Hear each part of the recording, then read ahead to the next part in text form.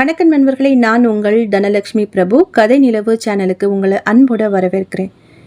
முற்றிலும் புதிய இந்த கதைக்களத்தில் உங்களை சந்திக்கிறேன். சுதந்திர போராட்ட காலகட்டத்தில் நடந்த ஒரு சிறு கதை கருவை மையமாக வச்சு என்னுடைய கற்பனை கலந்து இதை எழுதியிருக்கிறேன். கதை எப்படி இருக்குன்னு வழக்கம் போல் உங்கள் கருத்துக்களை பதிவிடுங்க. குறை ஏதும் இருந்தால் சுட்டி காட்டுங்க. கதை பிடிச்சிருந்தா லைக் பண்ணுங்கள், ஷேர் பண்ணுங்கள். மறக்காமல் ஹைப் அப்படின்ற ஆப்ஷன் அழுத்தி எனக்கு உங்கள் பாயிண்ட்ஸ்களை கொடுங்க. வாங்க இப்போ கதைக்குள்ளே போகலாம். அத்தியாயம் 1. 1855 காலகட்டம். வெள்ளையர்களின் பிடியில் நம் நாடு இருந்தபோது நடந்த கதை. டே சின்னா, உரக்க கூப்பிட்ட குரலை உணர்ந்ததும் பார்த்து வெட்டி கொண்டிருந்த அந்த 18 வயது சின்னான் மண்வெட்டியை அப்படியே போட்டுவிட்டு வரப்புக்கு ஓடி வந்தான். தலைமயிரை நன்கு கரண்டி இருந்தான். இடுப்பில் ஒற்றை வேஷ்டியை முறுக்கி கட்டியிருந்தான். வரப்பில் குட்டியப்பன் நின்று கொண்டிருந்தான். நல்ல திடமான தேகம், 35 வயது இருக்கலாம். சில்க் ஜிப்பா வேஷ்டி, கழுத்தில் மைனர் செயின், கையில் தங்க காப்பு, முகத்தில் கடாமீசை. அத்துடன் அதிகார செருக்கும் சேர்ந்திட சுருட்டை வாயில் வைத்தபடி நின்று கொண்டிருந்தான். அந்த ஊர் மட்டுமல்ல, பக்கத்து ஊர்களில் இருக்கும் பல ஏக்கர் நிலப்புலன்களுக்கும் சொந்தக்காரன். பரம்பரையாக ஜமீன்தார் குடும்பம். அவனுக்கு அருகில் வெயில் படாமல் கருப்பு குடை பிடித்தவாறே வேலையாள் ஒருவன் நின்றிருந்தான். ஐயா கும்பிடுறேங்க. ஓடி வந்து பணிவுடன் தரை வரை முதுகை குறுக்கி கும்பிடு போட்டு நின்றான் சின்னான். ஏய், எங்கடா உங்க அப்ப முனிய? 3 நாளா வயலுக்கு வரலையே. ஐயா, அப்பனுக்கு மேலுக்கு முடியலைங்க. ஒரே சொரமா கிடக்கிறாரு. வைத்தியன் வந்து பார்த்துக்கிட்டு தானுங்க போறாரு. சூரணம் கொடுத்துருக்காருங்க. ஆனாலும் அடைச்சே, உன் ஒப்பாரிய கேட்க நான் வரல. மாதம் அரிசி கூலி மட்டும் வாங்கியார வாசலுக்கு வந்து நிற்கிறீங்கல்ல நாய் மாதிரி. அது மட்டும் நிற்க மாட்டேங்குது. மேலுக்கு முடியலன்னாலும் சோறு உண்கிறது நிற்குதா அவனவன் குடும்பத்தில்? ஒழுங்கு மறுவாதையா வேலைக்கு வர சொல்லு, இல்லைனா இந்த மாதம் படிக்கூலி நின்று போயிடும். உறக்க சொல்லிவிட்டு மதர்ப்பாக நடத்து போகும் குட்டியப்பனியை வெறித்தான் சின்னான். நல்ல பழைய கால மோஸ்தர் வீடு அது. பாட்டன் பூட்டன் ஆண்டு அனுபவித்த முற்றம் வைத்து கட்டப்பட்ட 2 மாடி மற்றும் ஒரு மொட்டை மாடிகளுடன் கூடிய வீடு. ஒரு காலத்தில் தோட்டமும் செடிகளும் கிணறுமாய் சுற்றிலும் மரங்களுமாக இருந்த வீடு இப்பொழுது ஆள் அரவமற்று சிதிலமடைந்து கிடந்தது. அதை சுற்றிலும் இருக்கும் மாந்தோப்புகள் கூட பராமரிக்க இல்லாமல் கிடந்தன. ஆனாலும் மாம்பழங்கள் பருவத்தில் காய்த்து தொங்கிக் கொண்டிருக்கும். அதன் இனிய வாசனை சாலையை கடந்து செல்வோரின் நாசியில் ஏறி வா வா என்று அழைக்கும். இத்தனைக்கும் காவலாள் யாரும் அங்கே இல்லை. ஆனாலும் அதனுள் நுழைய யாருக்கும் தைரியமும் இல்லை. காரணம், கன்னியம்மாள். 19 வயதிலேயே அகால மரணமடைந்த கன்னியம்மாள். அவளின் ஆவி இன்னமும் அந்த வீட்டை சுற்றி சுற்றி வருவதை ஊரார் பல தருணங்களில் பார்த்திருக்கின்றனர். குட்டியப்பன் ஆற்றோரமாய் இருக்கும் அந்த வீட்டை கடந்து குதிரையின் மேலே அமர்ந்து சென்று கொண்டிருந்தான். அந்த வீட்டை திரும்பி கூட பார்ப்பதற்கு அவனுக்கு துளியும் தைரியமில்லை. திடீரென குதிரை முன்னால் நகராமல் சண்டித்தனம் செய்தது. காலால் மெட்டினான், நகரவில்லை. மதர்ப்பக வயல்வெளியில் காலை ஆட்களை அதட்டி வேலை வாங்கி கொண்டிருந்த குட்டியப்பன் கண்ணில் சற்று பயத்துடன் சுற்றுமுற்றும் பார்த்தான். ஆள் நடமாட்டமே இல்லாமல் ஹோவென்றிருந்தது சுற்றுப்புறம். இத்தனைக்கும் பட்ட பகல் வேளையது. இந்த பக்கமும் அந்த பக்கமும் 10-20 மரங்கள் கடக்க நடுவில் அகன்று தெரியும் அந்த வீடு பார்க்க குட்டியப்பனை மிரட்டியது. உண்மையை சொல்ல போனால் அந்த வீடு அவர்களுடையது, பங்களா அது. அடம் பிடித்த குதிரையை கிளப்ப முயற்சி செய்தான். ஆனால் அது முன்னங்கால்களை தூக்கி கொண்டு கனைத்தது. ரொம்ப களைப்பா இருப்பீக மாமா, நான் வேணா தண்ணி தரட்டுங்களா? கிண்கிணி நாதம் போன்ற குரலை கேட்டு திக்கின பின்புறம் திரும்பினான் குட்டியப்பன். தோப்பு பங்களாவின் மூடிய கம்பி கேட் பல எலிகள் கத்தும் தினசில் கிரீச்சிட்டு மெதுவாக திறக்க அதன் பின்னே இடுப்பில் தண்ணீர் குடத்தை சுமந்தபடி கன்னியம்மாள் நின்றிருந்தாள். 17 வயதில் பார்த்த அதே பருவ அழகுடன் கொஞ்சமும் மாறாமல் தெரிந்தாள். செழுமையான கன்னங்கள், வட்ட நிலாமுகம், காதுகளில் குடை ஜிமிக்கி, நேர்வகிடு எடுத்து படிய வாரிய எண்ணெய் வைத்த கேசம், பஃப் வைத்த ஜாக்கெட், மஞ்சள் நீல பாவாடை தாவணியில் நின்றிருந்தாள். மூக்கில் மூக்குத்தி மின்னியது. குட்டியப்பன் இதயம் அதிர உடல் பதற குதிரையின் மேல் உட்கார்ந்திருந்தான். தொண்டைக்குள்ளிருந்து பேச்சு வர மறுத்தது. காற்று உய் உய் என தாள கதியுடன் வீசியது. மரங்களின் பறவைகள் படபடவென சிறகை அடித்துக்கொண்டு அங்கும் இங்கும் பறந்தன. அந்த பகல் வேளைக்கு வானம் கருங்கும் என்று ஆகிக் கொண்டிருந்தது. உள்ள வரீங்களா? கோழி அடிச்சு குழம்பு வச்சிருக்கே, சூட சாப்பிடுவாங்க. கோழிக்கறின்னா உங்களுக்கு நிரம்ப இஷ்டமாச்சுதே, வாங்க மாமா என்றவாறு 2 எட்டு எடுத்து முன்னால் வந்தாள். குட்டியப்பனுக்கு உடல் ஜில்லீர் என்றது. முதுகு தண்டுவடத்தில் யாரோ ஐஸ் கட்டியை சொருகியது போல் ஜில்லிப்பு உள்ளுக்குள்ளே ஊடுருவியது. குதிரையை மிரண்டு முன்னங்காலை தூக்கி அவனை கீழே தள்ளிவிட்டு ஒரே ஓட்டமாக ஓடிவிட்டது.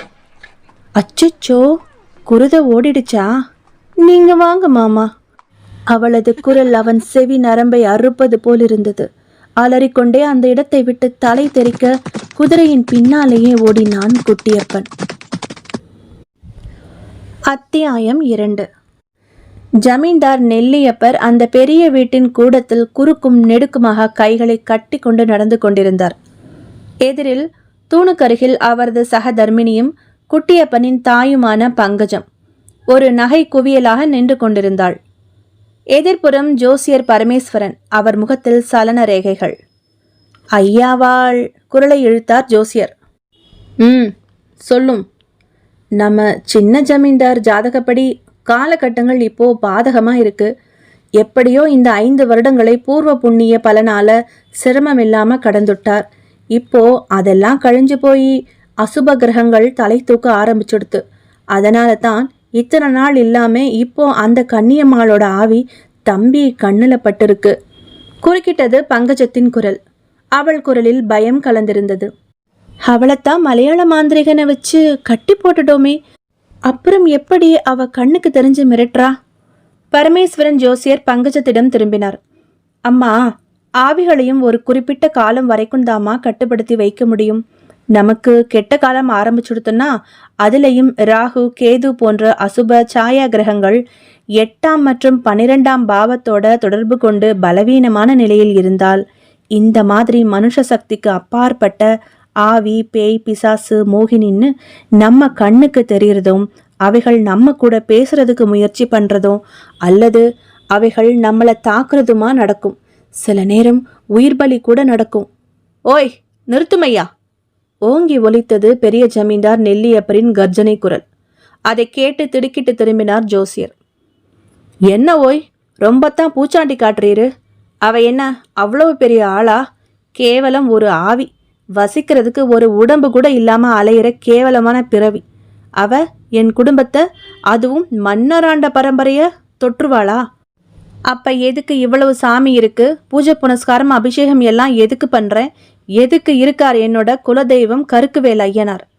தன் கடாமீசை நீவி விட்டவாறே உருமினார் நெல்லியப்பர். அதற்கில்லைங்க ஐயா, உங்க பையன் அந்த பெண்ணை... போதும், அதெல்லாம் முடிஞ்சு போனா பழைய கதை, 5 வருடங்களுக்கு முந்தின கதை. இதுக்கு என்ன பரிகாரம்? ஐயா, இப்போ எனக்கு தெரிஞ்ச ஒரே பரிகாரம், சின்ன ஜமீன்தாருக்கு உடனடியா ஒரு திருமணம் நடத்தணும்.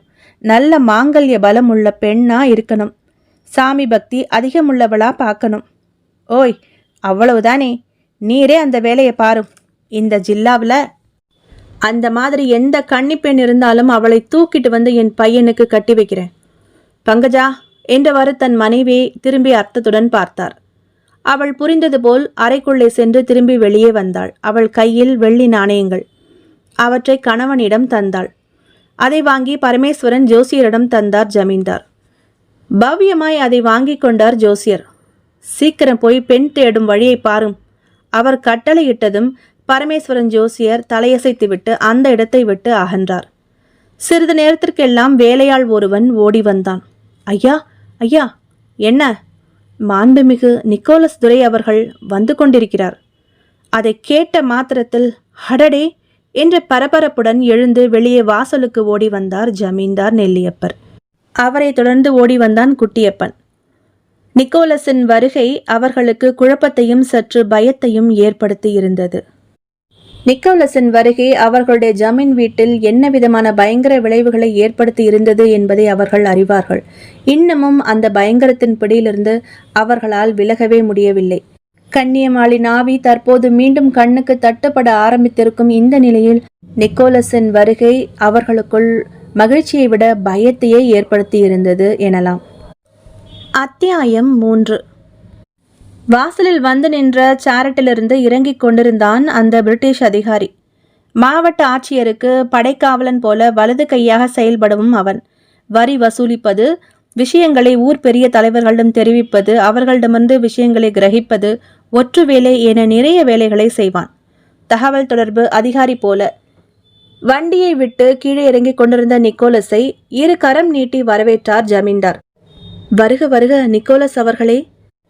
குட்டியப்பன் நிக்கோலஸின் கைகளை பிடித்து குலுக்கினான். வாருங்கள்.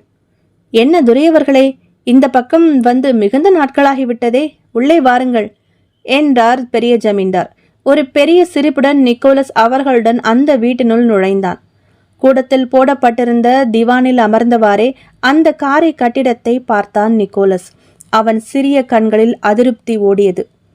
தலையில் கவிழ்த்து வைத்திருந்த தன் நீள தொப்பியை எடுத்து தன் மடியில் வைத்து கொண்டான். நல்ல பரங்கி பழம் போன்ற நிறம், செந்நிற கேசம், பூனைக்கண்கள், வளைந்த நாசி. தன்னுடைய செந்நிற குறுந்தாடியை நீவிக்கொண்டான். தன் கரகர குரலில் அவர்களை பார்த்து கேட்டான்.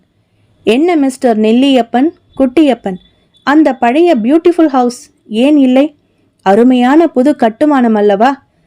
அங்கில்லாமல் இங்கே இந்த பழைய பங்களாவில் இருக்கின்றீர்களே, நான் முதலில் அங்குதான் சென்றேன் என்றான் ஆங்கிலமும் தமிழும் கலந்து. நெல்லியப்பனும் குட்டியப்பனும் ஒருவரை ஒருவர் அவஸ்தையுடன் பார்த்து கொண்டனர். 5 வருடங்களுக்கு முன்பு நாம் சந்தித்தது அந்த வீட்டில்தானே? ஏன் இந்த பழைய வீட்டிற்கு குடிபெயர்ந்திருக்கிறீர்கள்? அது துரையவர்களே என துவங்கிய குட்டியப்பனை கையமர்த்தினார் நெல்லியப்பன். அது ஒன்றுமில்லை துரையவர்களே, ஜோசியக்காரன் சிறிது காலம் அந்த வீட்டிலிருந்து வேறு இடத்திற்கு இடம் மாறுதல் நலம் என்றான். நேரம் சரியில்லையாம், அதான். நிக்கோலஸ் தன் பழுப்பு நிற கண்களை குறுக்கி அவர்களை பார்த்தான். Is it? அப்படியா என்று அவன் கேட்ட தொனியே கேலியாக தெரிந்தது. ஆனால் நான் வெளியே வேறு அல்லவா கேள்விப்பட்டேன். அவன் கேலி குரலில் கேட்டதும் இருவரும் கலவர முகத்துடன் ஒருவரை ஒருவர் பார்த்து கொண்டனர். என்ன கேள்விப்பட்டீர்கள் துரை என்றான் குட்டியப்பன் தயக்க குரலில். திவானில் நன்கு சாய்ந்து கொண்டு கால் மேல் கால் போட்டபடி அவர்களை நோக்கினான் நிக்கோலஸ்.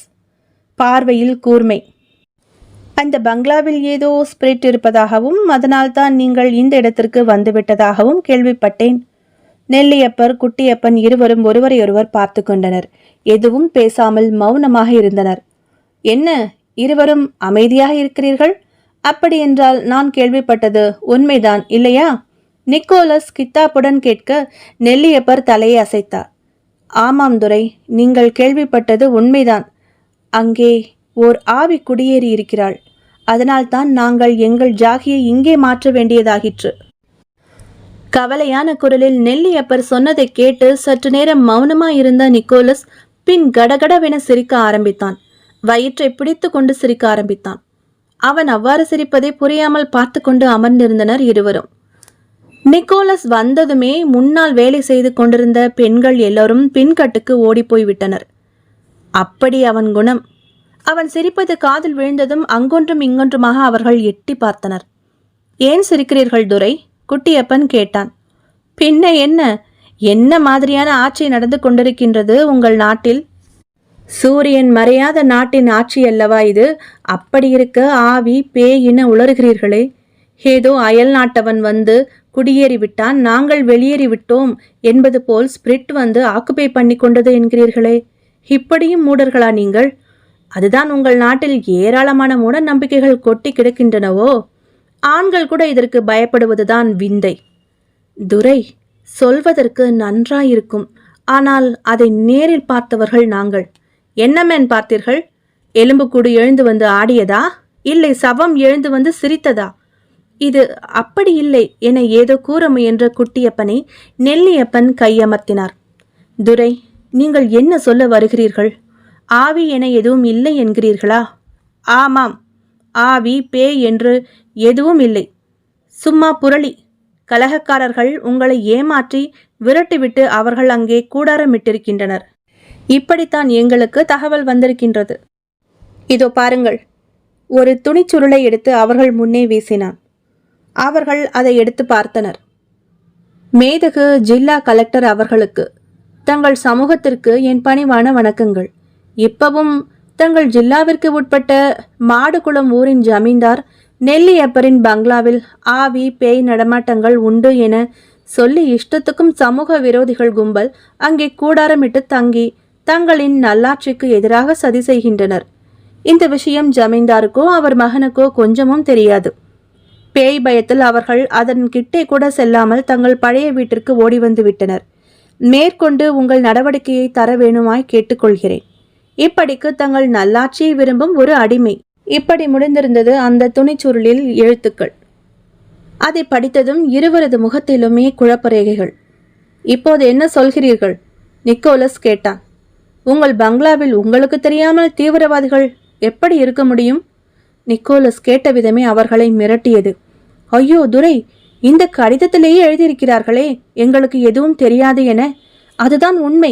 எங்கள் குலதெய்வம் சத்தியமாக உண்மை. நெல்லியப்பர் படபடத்தார். அப்படியா சொல்கிறீர்? நிக்கோலஸிடம் யோசனை. ஆமாம் துரை, அதேபோல் இந்த கடிதத்தில் இருப்பது பொய்.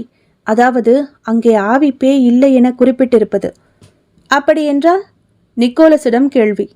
அப்படியென்றால் அங்கே ஆவி இருப்பது உண்மை, முற்றிலும் உண்மை என்றான் குட்டியப்பன். நேற்றைக்கு கூட நான் அங்கே அவளை பார்த்தேன். நிக்கோலஸின் பூனை கண்களில் ஒரு கூர்மை. யாரை பார்த்தாய்? அவள்தான் கன்னியம்மா, அவளைத்தான் பார்த்தேன். அந்த பேரை கேட்டதும் நிக்கோலஸின் முகம் கடினமானது. அவனது கண்களில் ஒரு குரூரம் பளிச்சிட்டது. அத்தியாயம் 4. தவளைகளின் கிரக் கிரக் சத்தம் ஒரே தாளத்தில் விட்டு விட்டு கேட்டுக்கொண்டு பாம்புகளுக்கு வரவேற்புரை வாசித்து கொண்டிருந்தது. சுவர்கோழிகளின் ரீங்காரமும் இரவு பறவைகளின் மெல்லிய கீச்சு சத்தங்களும் அந்த நடுநிசி வேளைக்கு இருட்டுக்கு பின்னணி வாசித்து கொண்டிருந்தன. ஜமீன்தார் நெல்லியப்பரின் பழைய பங்களாவை சுற்றி இருட்டு கூடு கட்டியிருந்தது. என்றாலும் அதிசயப்படும் விதமாய் பங்களாவின் மாடி அறையில் ஒரு அறையிலிருந்த சாளரத்தின் வழியே சன்னமான வெளிச்சம் கசிந்து வந்து கொண்டிருந்தது. அந்த குறிப்பிட்ட அறையினுள் நிக்கோலஸ் இரவு உடையில் போடப்பட்டிருந்த நாற்காலியில் அமர்ந்திருந்தான். அவனுக்கு எதிரே இன்னொரு அலங்கார நாற்காலியில் காட்வெல், அவனுடைய நண்பன். இருவரது கண்களும் நல்ல சிவப்பேறியிருந்தன. அவர்கள் அமர்ந்திருந்த நாற்காலிகளின் முன் போடப்பட்டிருந்த பிரம்பு மோடாவில் அவர்களுடைய நாட்டு மதுபானமும் கண்ணாடி கோப்பைகளும் கூடவே தொட்டுக்கொள்ளும் வறுத்த முந்திரி மிளகு பக்கோடாவும். நல்ல பெரிய அறை அது. தாராளமாக 20-30 பேர் தங்கலாம். அவ்வளவு விஸ்தாரம். அறைக்குள்ளே நடுவாந்திரமாக அலங்கார பர்மா தேக்கு கட்டில் இடப்பட்டு அதில் பட்டு விரித்த பஞ்சு மெத்தை தலையணைகள் அமைக்கப்பட்டிருந்தன. ஜன்னல் வழியே நுழைந்து வந்து கொண்டிருந்த ஊதக்காற்று அறைக்குள் வெளிச்சம் தந்து கொண்டிருந்த மரவிளக்கை அப்படியும் இப்படியும் அசைத்து பார்த்து கொண்டிருந்தது.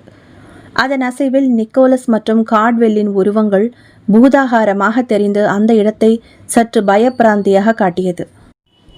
முட்டாள்கள், மூட நம்பிக்கைகளுக்கும் பேய் பிசாசுகளுக்கும் பெயர் போன மக்கள். இவர்கள் இப்படி இருப்பது வரை நமக்கு லாபம். கேலியும் சிரிப்பும் நிறைந்த குரலில் பேசினான் நிக்கோலஸ். எப்பேற்பட்ட இடத்தையும் வீட்டையும் இப்படி பாழ் பண்ணி போட்டிருக்கிறார்கள் பார் காட்வெல். இதை விடலாமா? அதனால் தான் சமூக விரோத நடமாட்டம் என்று நானே ஒரு பொய்யை கிளப்பிவிட்டு இந்த பேய் பங்களாவில் தங்கி காட்டுகிறேன் என சவால் விட்டு வந்திருக்கிறேன்.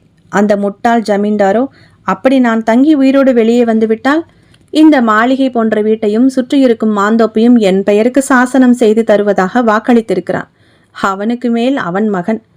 சொல்லிவிட்டு மது வழியும் வாயுடன் சிரித்தான் நிக்கோலஸ். இப்பொழுது நண்பன் காட்வெல் பேசினான். நல்ல உருண்டையான முகம் அவனுக்கு. அதே பரங்கி பழ நிறம், தொப்பை இருந்தது. அவனுடைய பளபளக்கும் இரவு அங்கி உடையில் இருந்தான். வாயில் பைப் ஹோல்டரில் சிகரெட் புகைந்து கொண்டிருந்தது. அதெல்லாம் சரிதான். உண்மையில் இந்த வீட்டில் ஸ்பிரிட் இல்லையா? அவன் கேள்வியில் சற்று பயம் இருந்ததை கவனித்தான் நிக்கோலஸ். மீண்டும் சிரித்தான். இருக்கிறது இருக்கிறது. உண்மையில் இந்த வீட்டுக்குள் பேய் இருக்கிறது. அது என்னுடைய பேச்சை மட்டுமே கேட்கும் பேய். யாரெங்கே? கை தட்டினான். சட்டென அறையின் ஒரு அலமாரி போன்ற கதவை திறந்து கொண்டு முக்காடிட்ட ஒரு இளம் பெண் உள்ளே வந்தாள். நிறைய நகைகளை அணிந்திருந்தாள்.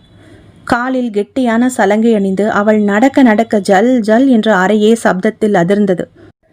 இருட்டுக்குள் இருந்து வெளிப்பட்ட அந்த நங்கையின் உருவத்தின் நிழல் விளக்கு வெளிச்சத்தில் இன்னும் பெரிதாக சுவற்றில் விழுந்து நடனமாடியது.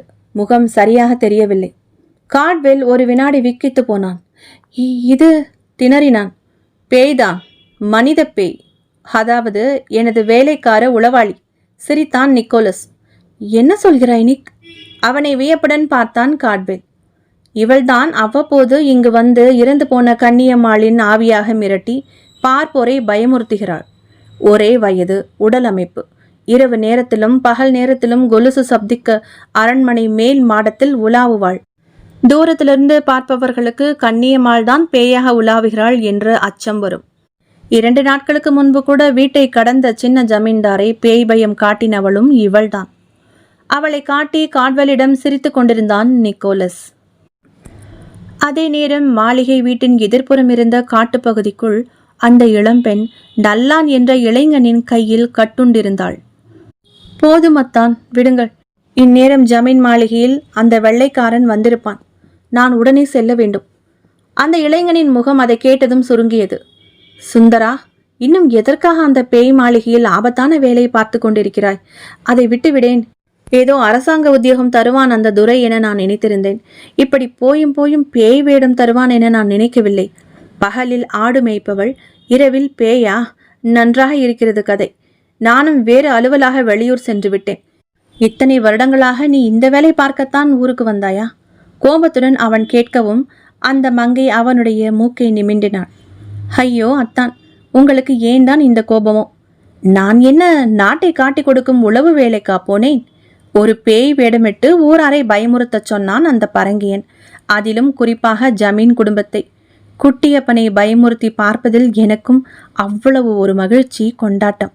பின்னே நம் கண்ணியம்மாளை ஏமாற்றி துடிக்க துடிக்க கொன்ற கையவன் அல்லவா அந்த குட்டியப்பன். பெயரை பார், குட்டிச்சாத்தான் என்று வைத்திருக்கலாம். குணக்கேடன். கண்ணியம்மாளிடம் நான் எவ்வளவோ சொன்னேன். பாவி மகள், என் பேச்சை கேளாமல் அவனை நம்பி.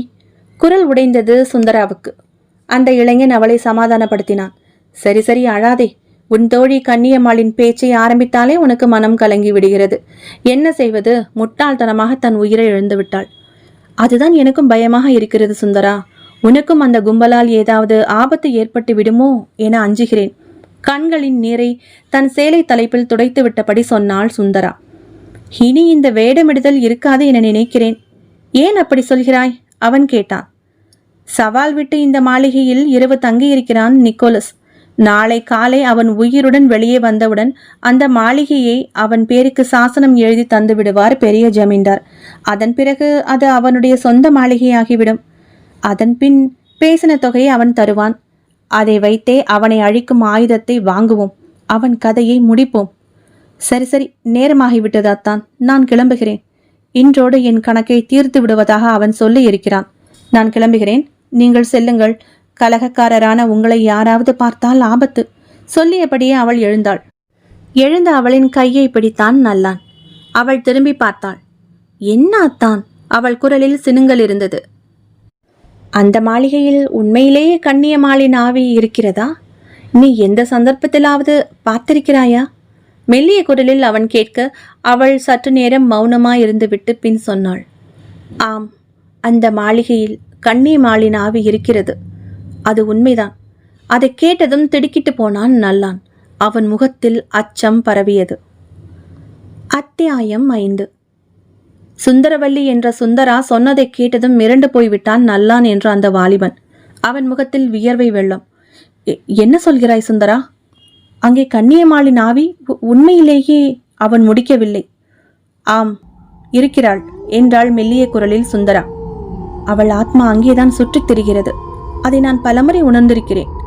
சுந்தரா சொன்னதும் நல்லான் அவளையே வெறித்தான். என்ன அப்படி பார்க்கிறீர்கள்?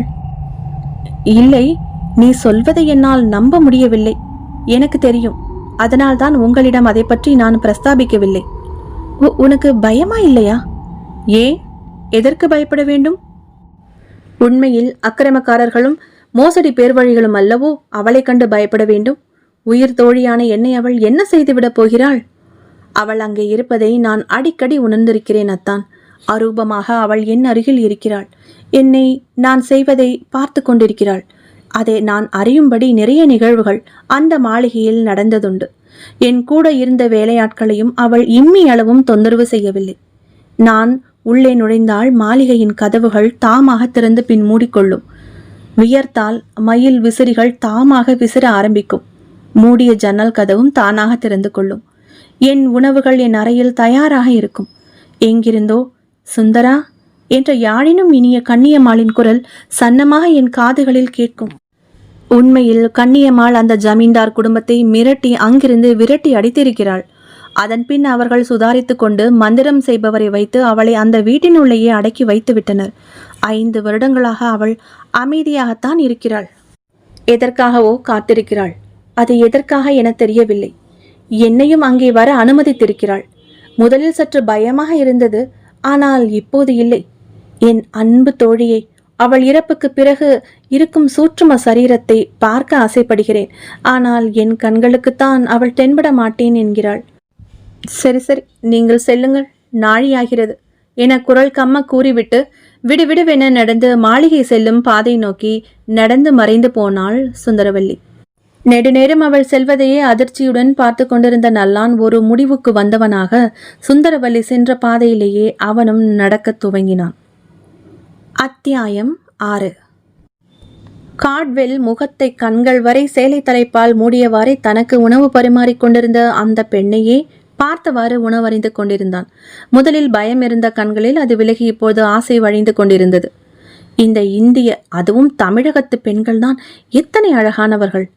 நிறம் மட்டு என்றாலும் கட்டான புஷ்டியான உடல் அமைப்பு, வாலிப்பான தோற்றம், கொடியிடை, உடலில் ஈர மினுமினுப்பும் பளபளப்பும் இயற்கையாகவே உள்ளவர்கள்.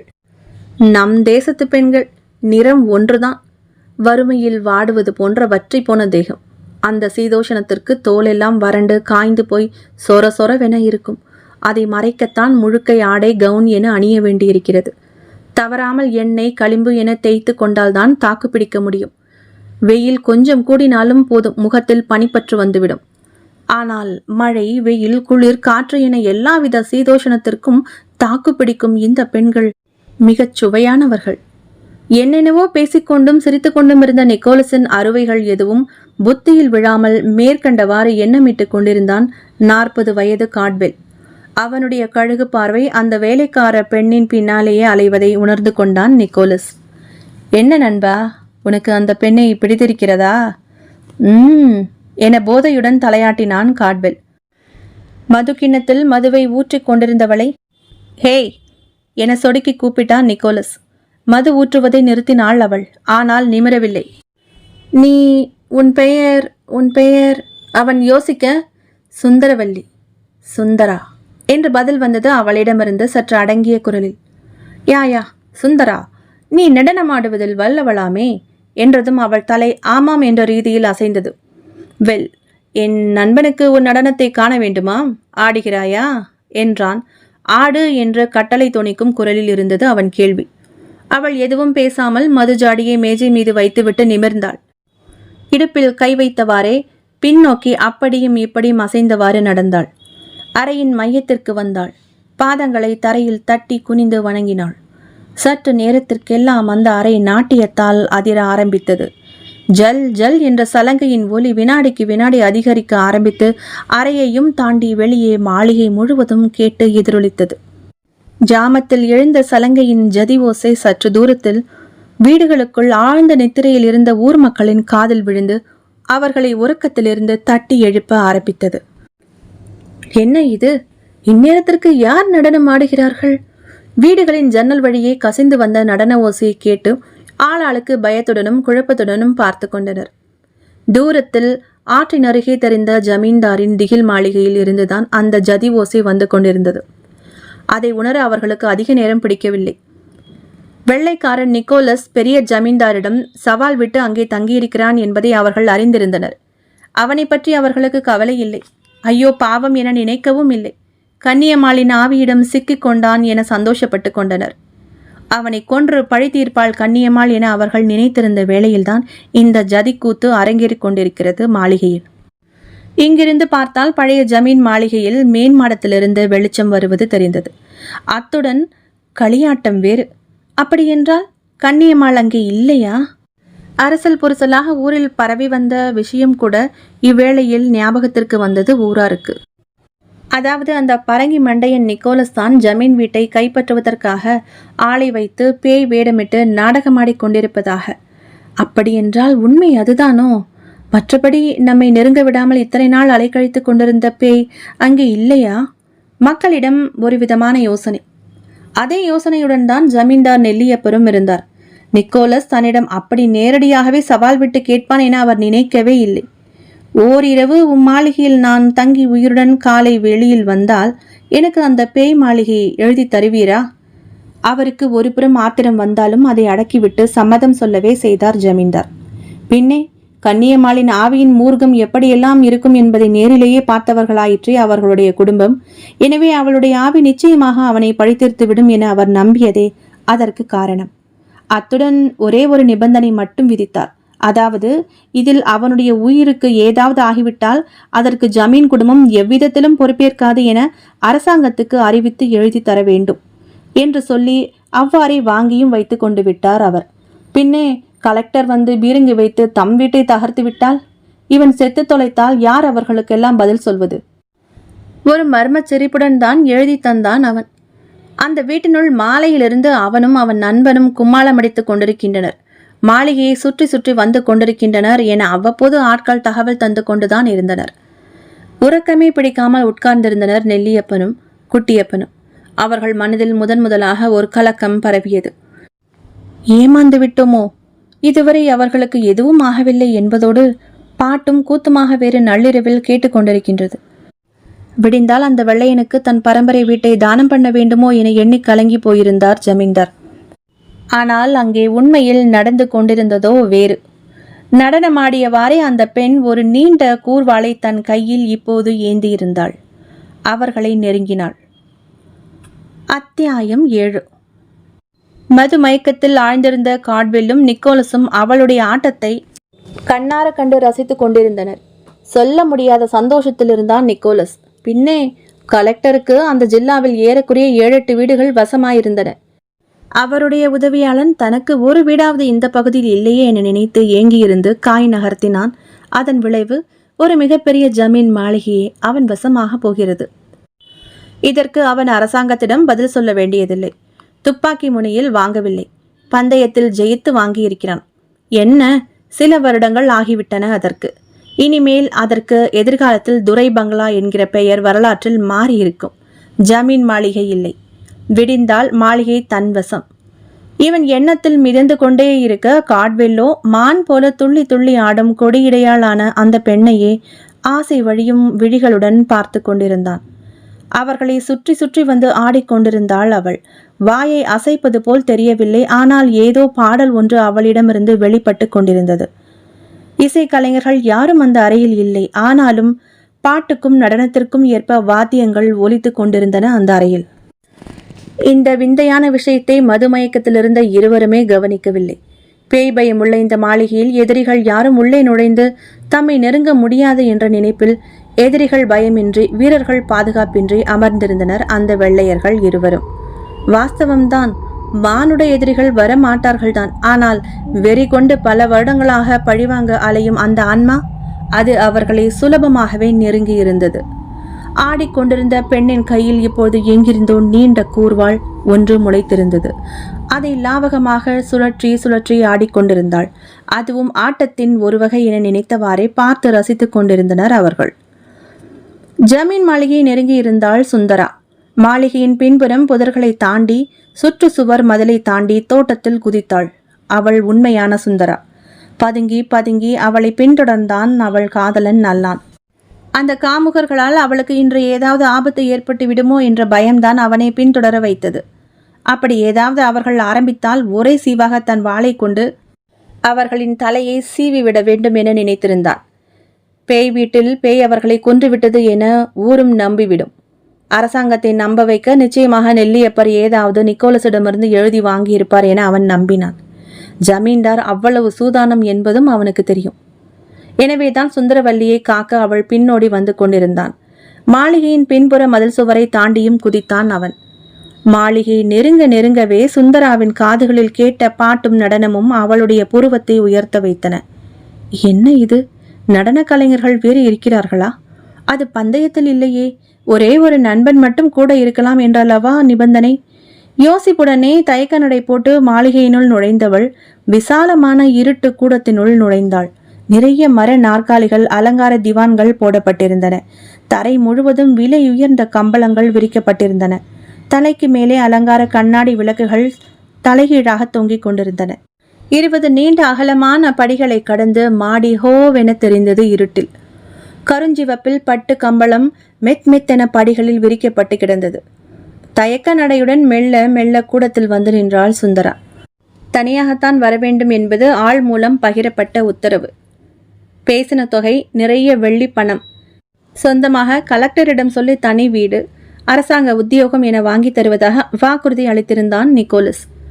அதை அவள் அவ்வளவாக நம்பவில்லை. என்றாலும் அவன் தரப்போகும் பணம் ஒரு துப்பாக்கி வாங்க உதவும், அல்லது கிடைக்கப் போகும் வேலை அந்த துப்பாக்கியை எளிதில் உபயோகிக்க பயன்படும்.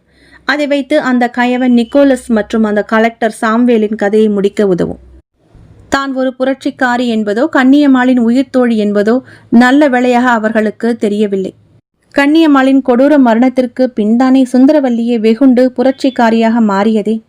அவளைப் போல அவசரப்பட்டு அவர்களை நேருக்கு நேர் நின்று எதிர்ப்பது முட்டாள்தனம். எனவேதான் இந்த பணிப்பெண் வேடம். யோசனையுடனே மாடிப்படிகளின் வளைவின் கீழேயே தேங்கி நின்ற சுந்தரவல்லி இப்பொழுதுதான் கவனித்தாள். மேலே மாடியில் கேட்டுக்கொண்டிருந்த பாடல் ஓசை, அந்த குரல், அது அது மிக பரிச்சயமான பெண் குரல். யாருக்கும் அவ்வளவு எளிதில் வராத சாரீரம் என கலைகுருவால் புகழப்பட்ட குரல். அது கன்னியம்மாளின் குரல். அது அவள் அடிக்கடி நாடகக் குழுவில் பாடும் பாடல். அல்லி ராணியாக வேடமேற்று அவள் நடிக்க, அர்ஜுனனாக இவள் சுந்தரா நடிக்கும்பொழுது பாடும் காதல் பாடல். ஜில்லீர் என்றது சுந்தரவல்லிக்கு. அத்தியாயம் 8. சுந்தராவுக்கு புரிந்துவிட்டது. கன்னியம்மாள் வந்துவிட்டாள். தன்னை வெளிப்படுத்திக் கொண்டு விட்டாள். அந்த வெள்ளையர்கள் முன் அவள்தான் நடனமாடிக்கொண்டிருக்கிறாள். விடுவிடுவென மாடிப்படிகளில் ஏறி அறைக்கு செல்லும் நீண்ட வராந்தாவில் நடந்தாள். ஏகப்பட்ட அறைகள் இருந்தன. அதில் வெளிச்ச கசிவு வந்து கொண்டிருந்த அறையை நெருங்கினாள். பேய் வேடம் போடும் நாட்களில் எல்லாம் அதில்தான் அவள் தங்குவதுண்டு. அந்த அறைக்கு பின்னால் ஓர் அறை இணைந்திருக்கும். அந்த 2 அறைகளையும் ஓர் அலமாரி போன்ற கதவு இணைத்திருக்கும். அதன் வழியாகத்தான் உள்ளே வருவாள் சுந்தரா. சட்டென அறையை விட்டு மறைய ஏதுவாக இருக்கும். புதிதாக பார்ப்பவர்களுக்கு அந்த அறையின் கதவு அவ்வளவு எளிதில் புலப்படாது. அலமாரி என நினைத்துக் கொள்வார்கள். அதன் வழியாக போக முடிவு செய்தவள் தயங்கி நின்றாள். பின் யோசித்துவிட்டு அறையின் பலகனி வழியாக உள்ளே மெல்ல எட்டி பார்த்தாள். லாந்தர் விளக்கின் வெளிச்சத்தில் நிக்கோலஸும் காட்வெல்லும் தெரிந்தனர். அவர்கள் எதிரே சுழன்று சுழன்று நடனமாடியவாறே கையில், அதென்ன, கையில் வாளுடன் ஒரு பெண். சுந்தரா திகிலுடன் ஊன்றி கவனித்தாள். முகத்தை பாதி மறைத்திருந்த அந்த பெண்ணின் முகம் இவளுக்கு தெரியவில்லை.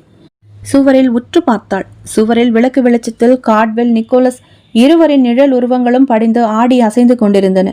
ஆனால் நடனமாடியவளின் நிழல் அங்கே சுவரில் விழவே இல்லை. அவளையே வெறித்து பார்த்தவாறே சிலை போல் நின்று கொண்டிருந்தாள் சுந்தரவல்லி.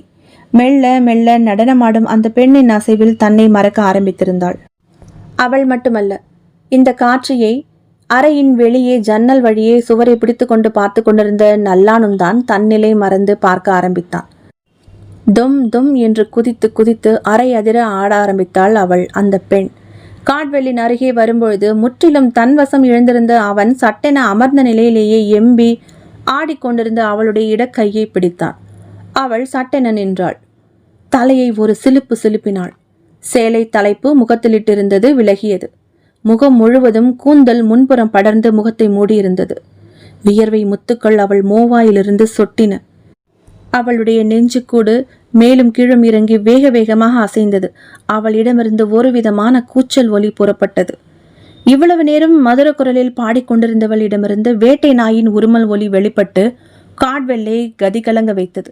சட்டென அவளை பிடித்த பிடியை விட்டான். நிக்கோலஸ் அவளை பார்த்ததும் முகம் மாறினான். ஹே, ஹூ ஆர் யூ? நீ அவள் இல்லையே, யாரோ புதியவள்.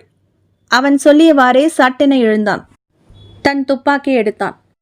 காட்வெல்லிடம் ஒரு பயச்சலனம். முகம் முழுதும் படர்ந்த கூந்தல் அவளை மறைக்க லாந்தர் விளக்கு எடுத்து வந்து அவளுடைய முகத்தின் அருகே பிடித்தபடி வந்தான் நிக்கோலஸ். அவள் அப்போதும் அப்படியேதான் நின்றிருந்தாள். துளி அசைவில்லை. அந்த வேட்டை நாயின் மூச்சிறைப்பு மட்டும் அவளிடமிருந்து வெளிப்பட்டு கொண்டிருந்தது. நிக்கோலஸ் விளக்குடன் அவளை நெருங்கினான். இடது கையில் விளக்கு, வலது கையில் கை துப்பாக்கி. துப்பாக்கியின் முனையை கொண்டு அவளுடைய கூந்தலை விலக்கி பார்த்தான். கன்னியம்மாள், அது கன்னியம்மாள். வெளிரிய வெள்ளை வெள்ளையர் முகத்துடன் செக்க சிவந்த விழிகளிலிருந்து குருதி சொட்டு சொட்டாக வடிய கருத்து வெடித்த உதடுகளுடன் அவள் கன்னியம்மாளேதான். திடுக்கென அதிர்ந்து பின்னுக்கு நகர்ந்தான் நிக்கோலஸ். அவன் அதிர்வதை பார்த்து காட்வெல் எதுவும் புரியாமல் அவளுடைய கையை பிடித்து திருப்ப, விசுக்கென திரும்பி காட்வெல்லை குறிவைத்து தன் வாளை வீசினாள் கன்னியம்மாள். என்ன நடந்தது என அவன் அறியும் முன்னரே காட்வெல்லின் சீவப்பட்ட தலை சீவப்பட்ட இளநீர் காய் போல் பறந்து ஜன்னல் வழியே போய் வெளியே விழுந்தது. ஆவென அலறி மிரண்டு ஓட முயன்று பின் சுதாரித்து கொண்டு தன் துப்பாக்கியால் அவளை பலமுறை சுட்டான் நிக்கோலஸ். துப்பாக்கி ரவைகள் அவள் உடலை ஊடுருவி கொண்டு வெளியேறின. கடகடவென சிரிக்க ஆரம்பித்தாள் கன்னியம்மாள். அந்த சிரிப்பொலியை கேட்டதுமே துப்பாக்கி பிடித்திருந்த நிக்கோலஸின் கை நடுங்கியது. 2 கைகளாலும் அதை பிடித்து கொண்டு மீண்டும் மீண்டும் சுட்டான். பலனில்லை. வெறி பிடித்தவள் போல பேய்ச்சிரிப்பு சிரித்தாள் கன்னியம்மாள். பல குரல்கள் அதில் வெளிப்பட்டு அவனை மிரட்டின. துப்பாக்கியை கீழே போட்டவாறு அறைக்கு வெளியே பாய்ந்து ஓட முயன்றவனை தாவி குதித்து வந்து எம்பி தலைமயிரை பற்றி நிறுத்தினாள் கன்னியம்மாள். அலறினான் நிக்கோலஸ். தன் விகாரமான முகத்தை அவன் முகத்தருகே கொண்டு வந்தாள் அவள். அவளுடைய ரத்தம் வழியும் தன் கருப்பு நிற விழிகளால் பார்த்தவாறே சொன்னாள். உதடு பிரியாமல் சத்தம் மட்டும் வந்தது. நான் எதற்காக இத்தனை காலம் காத்திருந்தேனோ அந்த நாள் வந்துவிட்டது. என்றைக்காவது நீ இங்கு வந்து என்னிடம் சிக்குவாய் என நினைத்திருந்தேன். மாட்டிக்கொண்டாய். No no, don't do this. வேண்டாம், என்னை விட்டுவிடு. நிக்கோலஸ் அடிப்பட்ட எலி மாதிரி கீச் கீச் என்று கத்தினான். சேற்று பன்றி மாதிரி அரற்றினான். பஞ்சம் பிழைக்க வந்த பதரே, உன்னை விட்டால் நான் தாய் நாட்டுக்கு துரோகம் இழைத்தவளாவேன் என்று கடூரமான குரலில் ஓலமிட்டவாறே தன் வாளை வீசினாள். 2 துண்டானது நிக்கோலஸின் உடல். தலை வேறு முண்டம் வேறாக தெரித்து விழுந்தது. கன்னியம்மாளின் ஓலக்கூச்சல் மாளிகை எங்கும் பரவி ஊரை எட்டியது. அவளுடைய கோர தாண்டவத்தை மறைந்து பார்த்து கொண்டிருந்த சுந்தரவல்லியும் நல்லானும் பேச்சிழந்து போய் உறைந்து போய் நின்றிருந்தனர். நெஞ்சை பிளக்கும் ஒரு பெண்ணின் பயங்கர ஓலக்குரல் எக்காலச் சிரிப்பாக மாறி ஒலிப்பதை ஜமீன் குடும்பம் கேட்டு அச்சத்தில் உறைந்து மிரண்டு போய் ஒருவரையொருவர் கட்டி கொண்டு நின்றனர். அந்த எக்கால பேச்சிருப்பு அவர்களுக்கு பரிச்சயமானது. ஆம், அவள் வந்துவிட்டாள். நிக்கோலஸின் கதை இனி முடிந்திருக்கும், அதில் சந்தேகமே இல்லை. ஆனால் சவால் விட்டவன் ஒழிந்து போனான், பரம்பரை மாளிகை தப்பியது என மகிழ்வதா, இல்லை அவள் அங்கே இருப்பது மீண்டும் ஊர்ஜிதமாகி இருப்பதை நினைத்து பதறுவதா என தெரியவில்லை. ஊர் மக்கள் கதவுகளை இருக்க சாத்திவிட்டு பேச்சு மூச்சில்லாமல் அவரவர் வீட்டுக்குள்ளேயே முடங்கி கிடந்தனர். இவ்வளவு அமர்க்களம் அந்த ஜமீன் மாளிகையில் இருந்து கேட்டாலும் போய் பார்க்க ஒருவருக்கும் துணிவில்லை. விடிய விடிய நிக்கோலஸ் மற்றும் காட்வெல்லின் தலைகளை பந்து போல் உதைத்து உதைத்து வெறி பிடித்து விளையாடிக் கொண்டு ஓலக்கூச்சல் எழுப்பிய கன்னியம்மாளின் சூட்சம ரூபம் வெள்ளி முளைக்கும் வேளையில் காற்றில் கரைந்து மறைந்து போனது. கடைசியாக அவள் உதைத்த உதையில் நிக்கோலஸின் தலை மட்டும் பறந்து வந்து மாளிகை வாசலின் வேல் கம்பி கிராதியின் மேல் ஏறி செருகி நின்றது. பொழுது நன்கு புலர்ந்தது. எப்படா என காத்திருந்த மக்களும் ஜமீன்தார் குடும்பமும் மாளிகையை நோக்கி விரைந்தனர். அங்கே 6 அடி உயர இரும்பு வேல் கம்பிகளின் மேல் செருகி கொண்டு நின்ற நிக்கோலஸின் அச்சத்தில் உறைந்த விழிகளுடன் கூடிய ரத்தம் தெரித்த தலையை பார்த்து விக்கித்து போய் நின்றனர். நெல்லியப்பரும் குட்டியப்பனும் பேச்சு மூச்சில்லாமல் அதை பார்த்தபடி நின்று கொண்டிருந்தனர். பங்கஜம் பார்த்தவுடனே மயங்கிவிட்டாள். சேடி பெண்கள் வந்து அவளை கைத்தாங்களாக அழைத்து கொண்டு போயினர். தலை எங்கே? உடல் எங்கே? அத்துடன் இவன் நண்பன் காட்வெல் என்னவானான் என்ற கேள்விகள் வேறு நெல்லியப்பர் மனதில் முளைவிட்டன. அதற்கு பதில் உள்ளிருந்து அலறியபடியே வந்த வேலையாட்கள் கொண்டு வந்தனர். ஆண்டே, ஆண்டே, உள்ளே இன்னொரு வெள்ளைக்கார துரையின் உடல் கிடக்கின்றது. தலை தோட்டத்தின் முள்முருங்கை மரத்தின் கிளையில் மாட்டி ஆடிக்கொண்டிருக்கின்றது. அத்தியாயம் 9. ஆங்கிலேய அரசாங்கம் நெல்லியப்பரையும் குட்டியப்பனையும் நிக்கோலஸின் கொலை தொடர்பாக கைது செய்தது. தங்கள் தரப்பு நியாயத்தை எடுத்து சொல்லி நிக்கோலஸ் கைப்பட எழுதி தந்த கடிதத்தை காண்பித்து மன்றாடினர். ஊர் மக்கள், முக்கியஸ்தர்கள் சாட்சியம் என எப்படியோ விசாரணையிலிருந்து வெளியில் வருவதற்குள் போதும் போதும் என்றாகிவிட்டது இருவருக்கும். விடுதலையாகி வெளியில் வந்து சோர்வுடன் வீட்டினுள் நுழைந்தவர்களை ஆரத்தி கரைத்து அழுது புலம்பியபடியே வரவேற்றாள் பங்கஜம். உள்ளே நுழைந்து திவானில் உட்கார்ந்ததும் வேலைக்காரர்கள் ஓடி வந்து இருவரது செருப்புகளையும் எடுத்துக்கொண்டு போயினர். வெந்நீராகிவிட்டது, வந்து எண்ணெய் தேய்த்து முழுக்கு போடுங்கள். ஆமை நுழைந்த வீடும் அமீனா நுழைந்த வீடும் அவ்வளவுதான் என்பார்கள். இந்த ஆங்கிலேயன் நுழைந்த வீடும் அப்படித்தான் போல. நான் அப்பவே சொன்னேன், அந்த பரங்கியின் சகவாசம் வேண்டாம் என்று.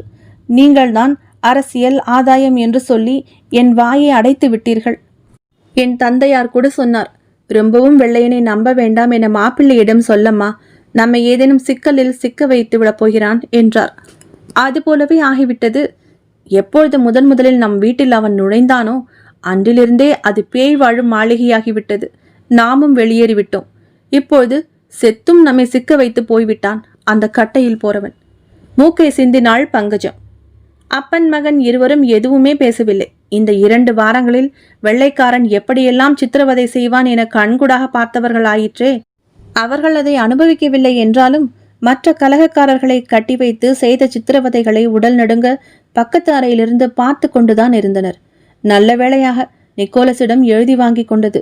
இல்லையேல் லட்டியை எடுத்து ஆசன வாயில் விட்டு ஆட்டியை கொண்டிருப்பான் அந்த காவல் அதிகாரி. எண்ணெய் தேய்த்து முழுகிவிட்டு நறுமண தைலம் போட்டு குளித்துவிட்டு வந்து புத்தாடை அணிந்து பலகாரம் உண்ண உணவு அறைக்கு வந்து அமர்ந்திருந்தனர் இருவரும். அவர்கள் அமரும் இடம் சுத்தமாக மெழுகிவிடப்பட்டு அதில் சித்திர கோலம் வரையப்பட்டிருந்தது. மேலே மனைப்பலகையிட்டு அதில் பட்டு துணி விரித்து அதன் மேலே அமர்ந்தனர் தகப்பனும் மகனும். வேலைக்கார பெண்கள் ஒவ்வொன்றாக எடுத்து தர எதிரே நின்றபடி பங்கஜம் குனிந்து பரிமாறினாள். ஆண்கள் சாப்பிடும்போது எதிரே பெண்கள் அமருவது வழக்கமில்லை. உணவு மேஜை நாகரீகம் பின்னாளில்தான் பரவ ஆரம்பித்தது. தரையில் அமர்ந்து உணவு உண்ணும் வழக்கமே நம் நாட்டில் பெரும்பாலும் இருந்தது. உணவருந்தி விட்டு வந்து ஊஞ்சலில் அமர்ந்தார் நெல்லியப்பர். குட்டியப்பன் தன் அறைக்கு சென்று விட்டான். அவனுடைய அறையில் ஏவலாள் முருகேசன் காத்திருந்தான். பஞ்சு மெத்தையில் தொப்பென விழுந்தான் குட்டியப்பன். முருகேசன் மெல்ல நெருங்கி வந்து அவனுடைய கரணை கால்களை பிடித்து விட ஆரம்பித்தான். கைகளை பின்னுக்கு கோர்த்தவாறே விட்டத்தை வெறித்து கொண்டிருந்தான் குட்டியப்பன். முருகேசன் எஜமானிடம் எதுவும் கேட்கவும் இல்லை, பேசவும் இல்லை. அவர்களாக ஏதாவது கேட்டால்தான் பேசவும் முடியும். எலை முருகேசு, வாய் திறந்தான் குட்டியப்பன். சின்னராசா, என்னடா, என்ன பேச்சு இருக்கிறது ஊருக்குள்? அது எசமா. நிறுத்தி தயங்கினான் முருகேசன். சொல்லுடா, என்ன மென்று முழுங்குகிறாய்? சின்ன எஜமானை பழிவாங்காமல் கண்ணியம்மாள் ஓய மாட்டாள் என்றும் வெள்ளைக்காரதுரையே பழிவாங்கிவிட்டாள். இனி சின்ன எஜமான் எம்மாத்திரம் அவளுக்கு? இனி கல்யாணம் என்ற ஒன்றையே அவர் மறந்துவிட வேண்டியதுதான். சாகப் போகிறவர்க்கு யார் பெண் தருவார்கள் என்றும் பேசிக்கொள்கிறார்கள் எசமான். ஒருவாறு திக்கி திக்கி சொல்லிவிட்டான். உண்மையிலேயே ஊரார் சொன்னதோ இல்லை அவனது உள்ள கிடக்கையை வெளிப்படுத்தினானோ யாருக்கு தெரியும்? பற்களை நெறித்தான் குட்டியப்பன். டேய், யாரடா அப்படி சொன்னது? இந்த பெயர் பெற்ற ஜமீனை எதிர்த்து பேசும் அளவிற்கு நாய்களுக்கு தைரியம் வந்து விட்டதா? அவன் சொன்னான், இவன் சொன்னான் என நீயே சொல்கிறாயாடா நாயே? கால் அழித்து கொண்டிருந்த முருகேசனை எட்டி உதைத்தான் குட்டியப்பன். ஐயோ செத்தேன் என்றவாறே கர்ணம் அடித்து தள்ளி போய் விழுந்தான் முருகேசன். கழுத்து சுளுக்கி கொண்டு விட்டது. முகம் வலியில் கோணியவாறே கழுத்தை நீவிக்கொண்டான். குட்டியப்பன் உருமினான். வாடா மாக்கா பயலே, வந்து காலை பிடித்து விடு.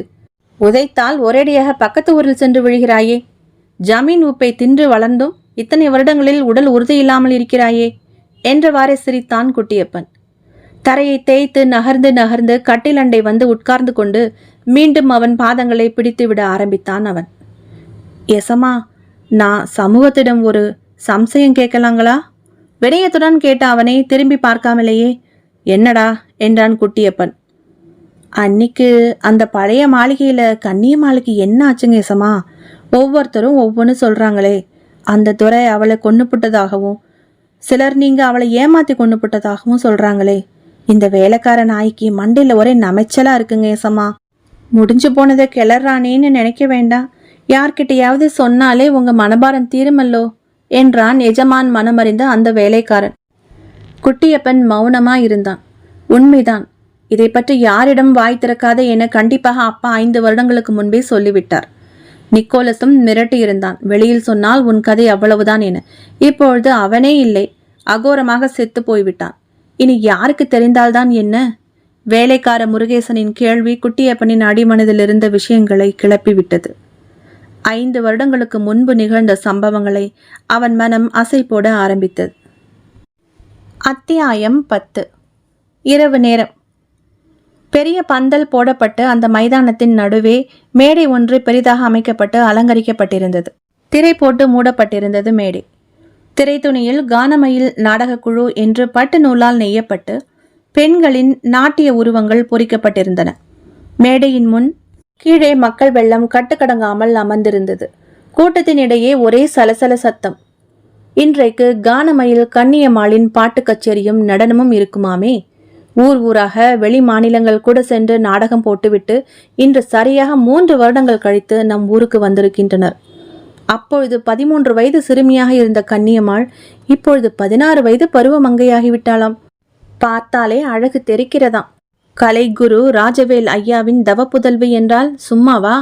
நெல்லூரில் ஆங்கில துரையம்மாள் கன்னியம்மாளின் ஆடல் பாடல் அறிவை கண்டு தன்னுடன் மேல்நாடு அழைத்து போவதாக சொன்னார்களாம். ராஜவேல் ஐயா கூட மகிழ்ச்சியடைந்தாராம். ஆனால் கன்னியம்மாள் முடியாது என மறுத்து விட்டாராம். அதில் கோபமுற்று அந்த ஜில்லா கலெக்டர் மனைவி கன்னியம்மாளை சிறைபிடிக்க உத்தரவிட்டாராம். ஆனால் கலெக்டர் துரை தலையிட்டு அவரை சமாதானப்படுத்தி இவர்களை போகச் சொல்லி விட்டுவிட்டாராம். அதிலிருந்து இவளுக்கு ஆங்கிலேயர்கள் மேல் வெறுப்பு ஏற்பட்டு விட்டதாம். ஆண்கள் பெண்கள் என அலை அலையாய் தங்களுக்கு தெரிந்த செய்திகளை அந்த கூட்டத்தில் பகிர்ந்து கொண்டும் விவாதித்து கொண்டும் இருந்தனர். அப்பொழுது விலகுங்கள் விலகுங்கள் என்று தடித்தடியாக ஆட்கள் ஜனத்திரளை கைகளில் வைத்திருந்த கோலால் தட்டி அடித்தவாறே வழி ஏற்படுத்தி கொண்டு ஓடி வந்தனர். புகழ்பெற்ற காடுகுளம் ராஜவம்சத்தைச் சேர்ந்த ஜமீன்தார் குட்டியப்பன் வருகிறார் என்ற கட்டியம் வேறு. உடனே மக்கள் அனைவரும் சடசடவென எழுந்து நின்று சின்ன ஜமீன்தார் வாழ்க, சின்ன எசமான் வாழ்க என்று கூச்சல் போட்டது. பளபளவென பட்டாடை அணிந்து அணிகலன்களை பூண்டு பட்டு உத்தரியத்தை தரித்தவாறு மிடுக்காக நடந்து வந்து கொண்டிருந்தான் குட்டியப்பன். அத்தரும் ஜவ்வாதும் மணத்தது காற்றில். அவன் பின்னையே அவனுடைய சேக்காளிகள் நரசப்பனும் சிங்கமுத்துவும் உயிர் தோழர்கள் அவர்கள். கொஞ்ச நஞ்சம் நல்ல குணம் கொண்ட குட்டியப்பனை குணம் மாற்றியவர்களே அவர்கள்தான். விடுவிடுவென நடந்து வந்த குட்டியப்பனை குழு தலைவர் ராஜவேல் இருகரம் கூப்பி வரவேற்றார். வாருங்கள் வாருங்கள், சின்ன ஜமீன்தார் அவர்களுக்கு நல்வரவு. பளீரென வெண்ணிற மீசை தாடி தலைகேசம் சாந்தம் ததும்பும் கண்கள் என்ற தோற்றத்தில் இருந்தார் ராஜவேல். நிறைய நாடகங்களை நடத்தி புகழ் பெற்றவர். அவருடைய கானமயில் நாடகக் குழுவுக்கு நல்ல பெயர் மற்றும் ஏக மரியாதை. குட்டியப்பன் அவரை அரை கண்ணால் பார்த்துவிட்டு என்று மட்டும் சொல்லிவிட்டு போய் அலங்கரிக்கப்பட்ட ஆசனத்தில் அமர்ந்து கொண்டான். அருகருகே அவனுடைய சேக்காளிகள் சிங்கமுத்து நரசப்பன். முகம் சுருங்கிய ராஜவேல் பிறகு திரும்பி தன் இடத்திற்கு வந்து தன்னுடைய இருக்கையில் அமர்ந்து கொண்டார். அவர் தலையசைத்ததும் திரைச்சீலை விலகியது. மேடையில் நடன கலைஞர்கள் வரிசையாக நின்றிருந்தனர். அவர்களுக்குள் நடுநாயகமாக கன்னியம்மாள் நின்றிருந்தாள். அவளுடைய தேக சௌந்தரியம் இரவு தீப்பந்தங்களின் வெளிச்சத்தில் பன்மடங்கு ஜொலித்து கொண்டிருந்தது. கட்டி தங்க மேனி என்ற வார்த்தைக்கு அவளையே உதாரணமாக சொல்லலாம். மண்ணுக்கே உரிய மாநிறம், மாசு மறுவற்ற தேகம், பளபளவென்ற கன்னங்கள். நடன உடையில் உண்மையிலேயே ஒரு கலாப மயில் போன்றே தோற்றம் காட்டினாள் கன்னியம்மாள். அன்று அவள் ஆடியது மயூர நடனம். மயில் தோகைகளை கைகளால் பிணைத்து முதுகோடு சேர்த்து வடிவாக அமைத்திருந்தனர். ஊரார் மெய் மறந்து பார்த்து கொண்டிருந்தனர் நாட்டியத்தை. குட்டியப்பன் தன்னை மறந்து அவளையே வைத்த கண் வாங்காமல் பார்த்து கொண்டிருந்தான். கன்னியம்மாள் கொஞ்சம் கொஞ்சமாக அவனுடைய இதய வீட்டில் சிம்மாசனம் போட்டு அமர்ந்து கொண்டு விட்டிருந்தாள். நடனம் முடிந்து அடுத்து என்னென்னவோ கலை நிகழ்ச்சிகள், வள்ளி திருமணம் என நாடகமும் நடந்து முடிந்தது. எல்லாவற்றிலும் கன்னியம்மாள் கதாபாத்திரங்களாக மாறி நடித்து அசத்தி கொண்டிருந்தாள். கூடவே சுந்தராவும். அவள் ஏற்றது பெரும்பாலும் ஆண் வேடங்கள். முடிவில் மீண்டும் திரை மூடிக்கொண்டது. கன்னியம்மாளின் ஆடல் வேண்டும், அவளை ஆடச் சொல்லுங்கள், பாடச் சொல்லுங்கள். கூட்டம் கத்தியது. ராஜவேல் தலையசைத்ததும் திரை மீண்டும் விலகியது. மேடை முழுவதும் ஒரே கருங்கும் வென்று இருட்டு. திடீரென ஒரே ஒரு வெளிச்ச வட்டம் தோன்றியது. அந்த இடத்தில் கன்னியம்மாள் நின்று கொண்டிருந்தாள். அவள் ஆடை அமைப்பு மாறியிருந்தது. நீண்ட கூந்தலை விரித்து போட்டிருந்தாள். நெற்றியில் நீண்ட செந்தூர திலகம், ஆண்கள் போன்ற சட்டையும் இடுப்பு கச்சையும் முறுக்கு வேஷ்டியும் அணிந்திருந்தாள். நெற்றியில் நீண்ட செந்தூரம் மினுமினுத்தது. பார்வையில் கம்பீரம். சுதந்திர பாடல் ஒன்றை மெல்லிய குரலில் பாட ஆரம்பித்தாள். வாளை சுழற்றியபடியே பாடிக்கொண்டே சுழன்று சுழன்று ஆட ஆரம்பித்தாள்.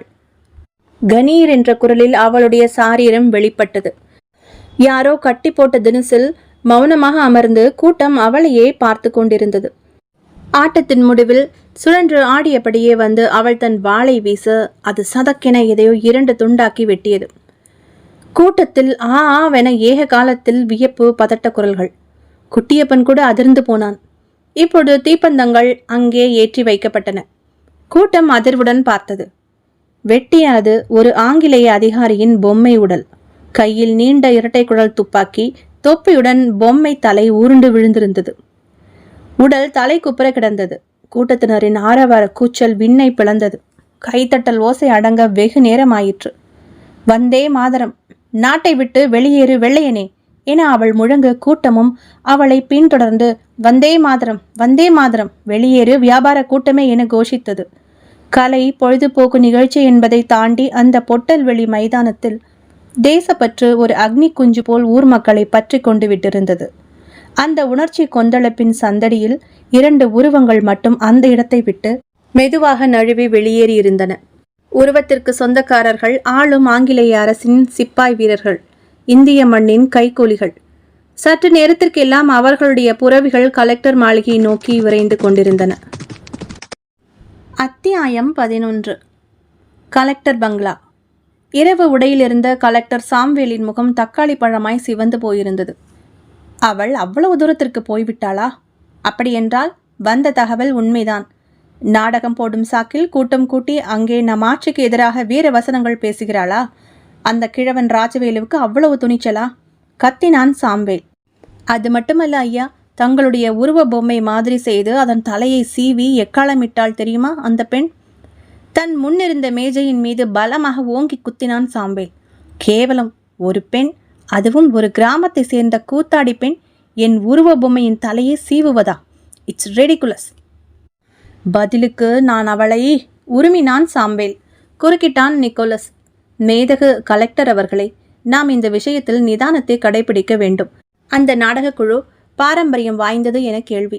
மக்கள் செல்வாக்கு அதற்கு அதிகம். அத்துடன் மன்னர் பரம்பரையாக தங்களை சொல்லிக்கொள்ளும் காடுகுளம் ஜமீன்தார் நெல்லியப்பரின் அன்புக்கு பாத்திரமானவர்கள் அவர்கள். அதற்காக இதை இப்படியே விட சொல்கிறாயா நிக்கோலஸ்? நமக்கு மேலிடத்து உத்தரவு என்ன வந்திருக்கிறது தெரியுமா? ஆளும் பிரிட்டிஷ் அரசாங்கத்திற்கு எதிராக சூழ்ச்சி செய்வதும் பேசுவதும் கூட்டம் கூடி அதை பற்றி விவாதிப்பதும் பிரச்சாரம் செய்வதும் சட்டப்படி குற்றம். அப்படி நடக்கும் பட்சத்தில் தயவு தாட்சண்யம் பாராமல் கலகக்காரர்களை கைது செய்து சிறையில் அடைக்கும்படி உத்தரவு. எந்த விதத்திலும் இங்கிருக்கும் மேலிடத்து ஆட்களை பகைத்து கொள்ளாமல் அவர்களின் உதவியோடு அவர்களை ஒடுக்க வேண்டும். தேவைப்பட்டால் பிரித்தாளும் சூழ்ச்சியை இங்கும் நாம் கையாள வேண்டும் என்பதுதான் உத்தரவின் சாராம்சமே. நீ என்ன செய்ய போகிறாய் நிக்கோலஸ்? அந்த நாடகக்கார பெண் பல வருடங்களாக ஊர் விட்டு ஊர் சென்று நாடகங்கள் போட்டு அரசாங்கத்துக்கு எதிராக புரட்சி கருத்துக்களை பரப்பி வருவதாக இரகசிய தகவல் வந்திருக்கின்றது. அவளையும் அவளுடைய கிழட்டு அப்பனையும் உடனே கைது செய்து சிறையில் அடைக்க வேண்டாமா? உண்மைதான். அப்படி செய்தால் அது ஊருக்குள் கிளர்ச்சியை கொண்டு வரும். ஜமீன் குடும்பத்தின் அன்புக்கு பாத்திரமான அந்த டிராமா ட்ரூப்பை நாம் நின்று யோசித்து அவர்களை வைத்தேதான் அழிக்க வேண்டும். நேரம் பார்த்து நான் அந்த வேலையை செய்கிறேன் என்றான் நிக்கோலஸ் உறுதியான குரலில். அத்தியாயம் 12.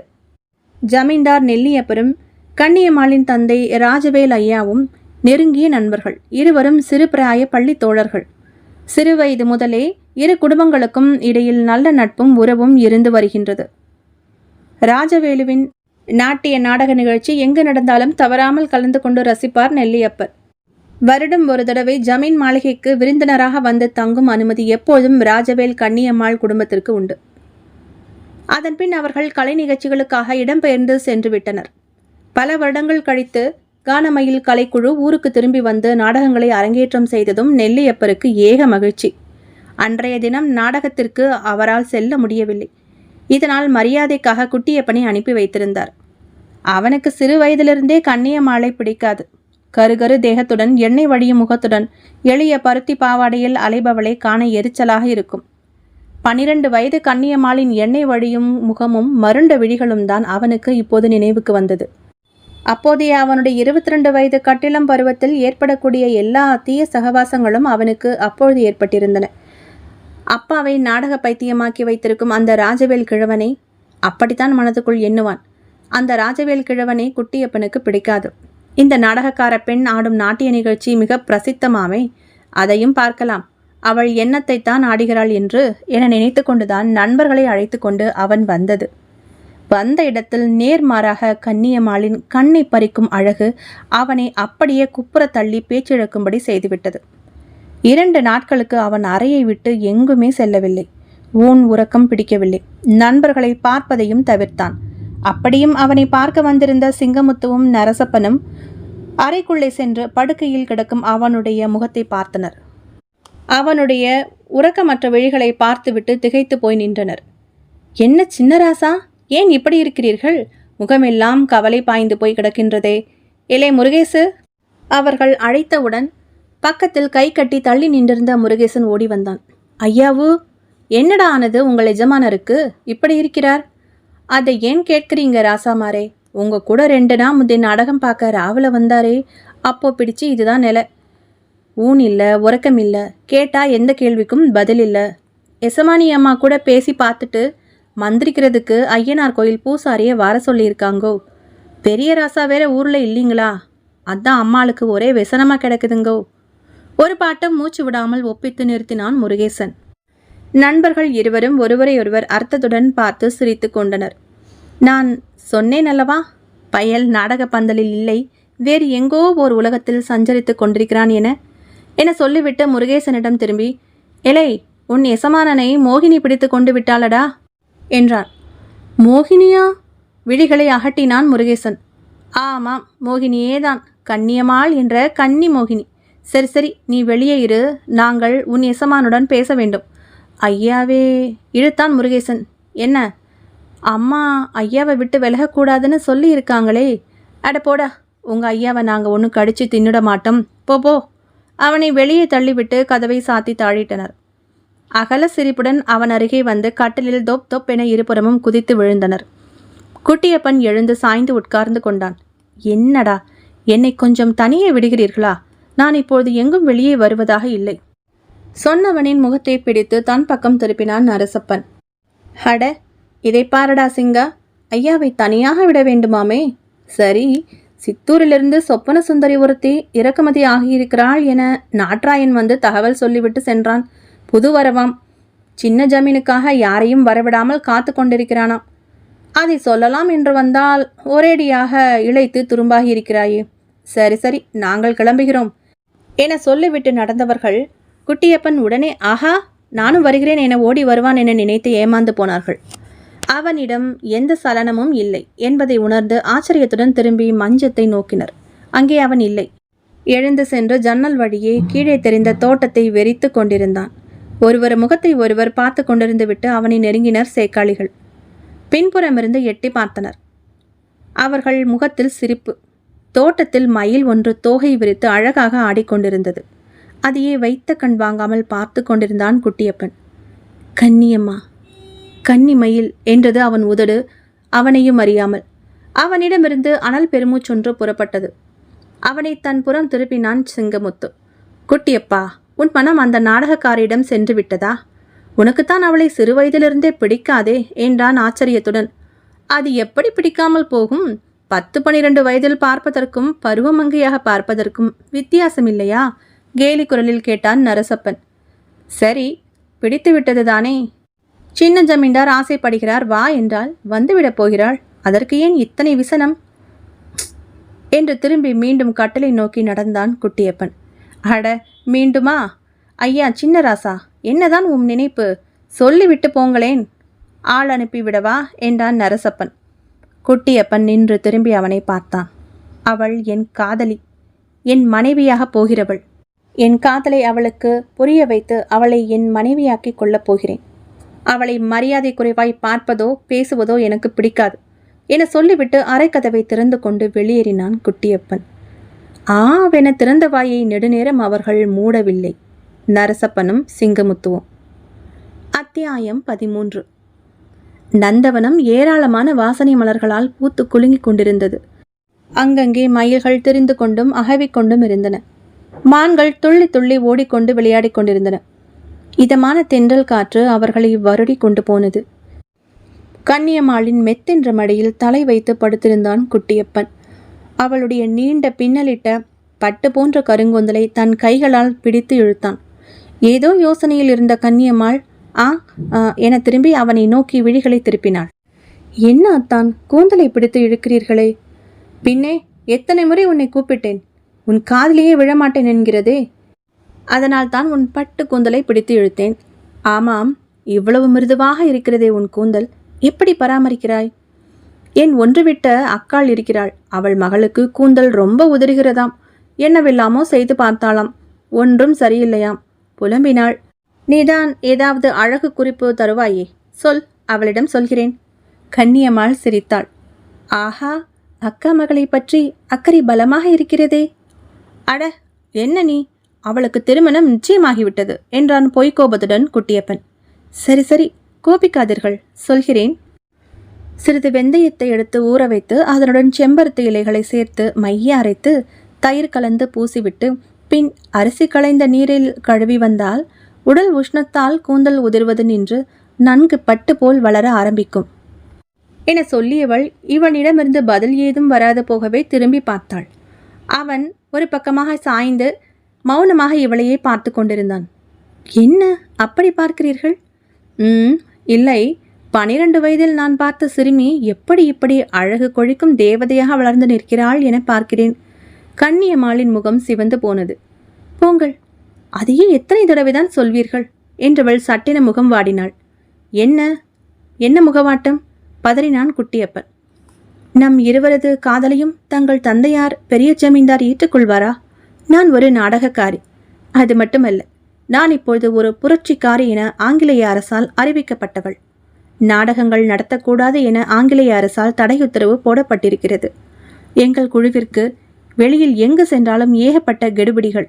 இன்னும் 3 நாட்களில் எங்களை போன்ற புரட்சியாளர்கள் ஒன்று சேர்ந்து சில விஷயங்களை பற்றி பேசி தீர்மானிக்கவிருக்கிறோம். அதுதான் எங்கே என யோசித்துக் கொண்டிருக்கிறேன்.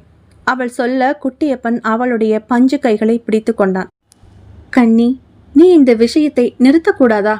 என்னை மணந்து இந்த ஜமீனுக்கு ராணியாக போகிறவள் இப்படி கலகக்காரர்களுடன் சேர்ந்து புரட்சி, எதிர்ப்பு, சதி ஆலோசனை என வெளியில் தெரிவது. அவன் சொல்லி முடிக்கவில்லை. வெடுக்கென கைகளை விடுவித்துக் கொண்டாள் கன்னியம்மாள். எழுந்து நின்று கொண்டாள். அவள் பார்வையில் அனல்.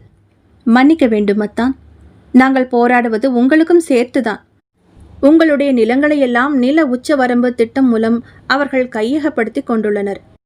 வாரிசில்லாத அரச குடும்பங்களின் ஊர்ப்பகுதிகளை அவர்களின் ஆளுகைக்கு கீழ் கொண்டு வந்து விட்டனர். நம் நாட்டு பெண்களை எவ்வளவோ விதத்தில் கேவலமாக நடத்துகின்றனர். அவர்களுடைய கழிவு கோப்பையை நம் ஆட்கள் கையில் ஏந்தி கொண்டு நடக்கின்றனர். நம் நாட்டில் நாம் சுதந்திரமாக வாழ நமக்கு எவ்வளவு வரிகளை விதிக்கின்றனர். தர மறுத்தால் கசையடி, எதிர்த்தால் துப்பாக்கி குண்டு பரிசு. சிறு குழந்தைகள் என்றும் பாராமல் அவர்களை நிலத்தில் கடுமையாக வேலை வாங்குகின்றனர். மக்களை கொத்தடிமைகளாக நடத்துகின்றனர். இன்னும் பல இடங்களில் வீட்டினரின் கண் முன்னாடியே வீட்டு பெண்களை கண்கள் சிவந்து போய் அவள் கண்களில் இருந்து கண்ணீர் வழிய ஆரம்பித்தது. கண்மை கசிந்தது. மாவீரன் பூலித்தேவரின் முதல் சுதந்திர முழக்கம் தொடங்கி வைத்த இந்த தேசப்பற்று, மாமன்னர்கள் வீரபாண்டிய கட்டபொம்மன், வீரன் அழகுமுத்துக்கோன், வீரமங்கை வேலு நாச்சியார், மருது சகோதரர்கள் என தாய்நாட்டின் நமது சுதந்திர தீ அணையாமல் நீண்டு கொண்டே வாழும். மருது பாண்டிய மன்னர்கள் உயிரினும் மேலாக நினைத்த காளையார் கோவிலை இடித்து தரைமட்டமாக்க போவதாக மிரட்டியல்லவோ அவர்களை சரணடைய வைத்தனர் இந்த பரங்கியர்கள். அதுவரை அவர்கள் வாழ்ந்த கோட்டையை இவர்களால் தொட முடிந்ததா? வீரமங்கை வேலு நாச்சியாரை காட்டிக் கொடுக்க மறுத்து ஆங்கிலேயின் கைவாளால் 2 துண்டாக வெட்டுப்பட்ட ஓர் ஆடு மேய்க்கும் இளம்பெண் தானே இன்று வெட்டுடையார் காளியாக நமக்கெல்லாம் குலதெய்வமாக விளங்குகிறாள். இன்னும் எத்தனையோ சொல்லப்படாத மறைக்கப்பட்ட வரலாற்று நிகழ்வுகள் நம் மண்ணில் ஏராளம் உண்டு. நேருக்கு நேர் நின்று போரிட துப்பில்லாதவர்கள், முதுகில் குத்தும் பழக்கம் கொண்டவர்கள். வீரம் விளைந்த மண்ணில் பிறந்த நாம் கேவலம் ஓர் வியாபார கும்பலின் சாகசத்திற்கு அடிமையாவதா? ஒரு காலம் இல்லை. முகம் சிவக்க இவ்வாறு பேசியவள் ஒரு கட்டத்தில் மயங்கி விழுந்தாள். கண்ணி, பதறிப்போய் அவள் அருகே ஓடினான் குட்டியப்பன். குளத்து தண்ணீரை மொண்டு அவள் முகத்தில் தெளித்தான். மயக்கம் நீங்கி எழுந்தாள் கன்னியம்மாள். என்னம்மா நீ இப்படி என்னை பயமுறுத்தி விட்டாயே? சரி, நான் இனிமேல் அதை பற்றி பேசப்போவதில்லை. நானும் இனி உன் கட்சிதான். ஆங்கிலேயர்களை உன்னுடன் சேர்த்து நானும் எதிர்க்கப் போகிறேன். அதற்கு முன்னால் உன்னை என்னுடைய மனைவியாக்கி கொண்டு அதன் பிறகு குடும்பமாக அவர்களிடம் சண்டை போடலாம் என்ன என்று அவன் சிரிக்க, பதிலுக்கு கன்னியம்மாளும் முகமலர்ந்து கலகலவென நகைத்தாள். அவர்களுடைய கலகலத்துவனி பூங்காவின் மறுபக்கம் தோழிக்காக காவல் காத்து கொண்டிருந்த சுந்தரவல்லியின் காதுகளிலும் விழுந்தது. அவளுடைய முகத்தில் இனம் புரியாத ஒரு பயத்தின் சாயல் படர்ந்தது. அத்தியாயம் 14. நள்ளிரவு நேரம் கடந்து விட்டிருந்த சமயம். தலையில் முக்காடிட்ட 2 உருவங்கள் ஜமீன் மாளிகை நோக்கி செல்லும் பாதையில் நடந்து கொண்டிருந்தன. அவர்கள் கன்னியம்மாள் மற்றும் சுந்தரவல்லி. சுந்தரவல்லியின் முகம் ஏக பதட்டத்தில் இருந்தது. கன்னி, இது சரியாக வருமா? எது சுந்தரா? இப்பொழுது நீ ஜமீன் மாளிகைக்கு செல்வது எனக்கு என்னவோ சரியாக படவில்லையடி. நெஞ்சு படக் படக்கென அடித்துக் கொள்கிறது. நீயோ ஆங்கில அரசை எதிர்ப்பவள், அவர்களோ அவர்களுக்கு கும்பிடு போட்டு வாழ்பவர்கள். உன் வாழ்க்கையை எப்படி அந்த குடும்பத்துடன் பிணைத்து கொள்ள முடியும்? இந்த காதலுக்கு இவ்வளவு சக்தியா? முரண்பாடான 2 உள்ளங்களை பிணைக்கும் சக்தி அதற்கு அவ்வளவு உண்டா? கன்னியம்மாள் அதை கேட்டு அழகாக சிரித்தாள். நீயும் நேசித்து பார் சுந்தரா, அப்பொழுது தெரியும்.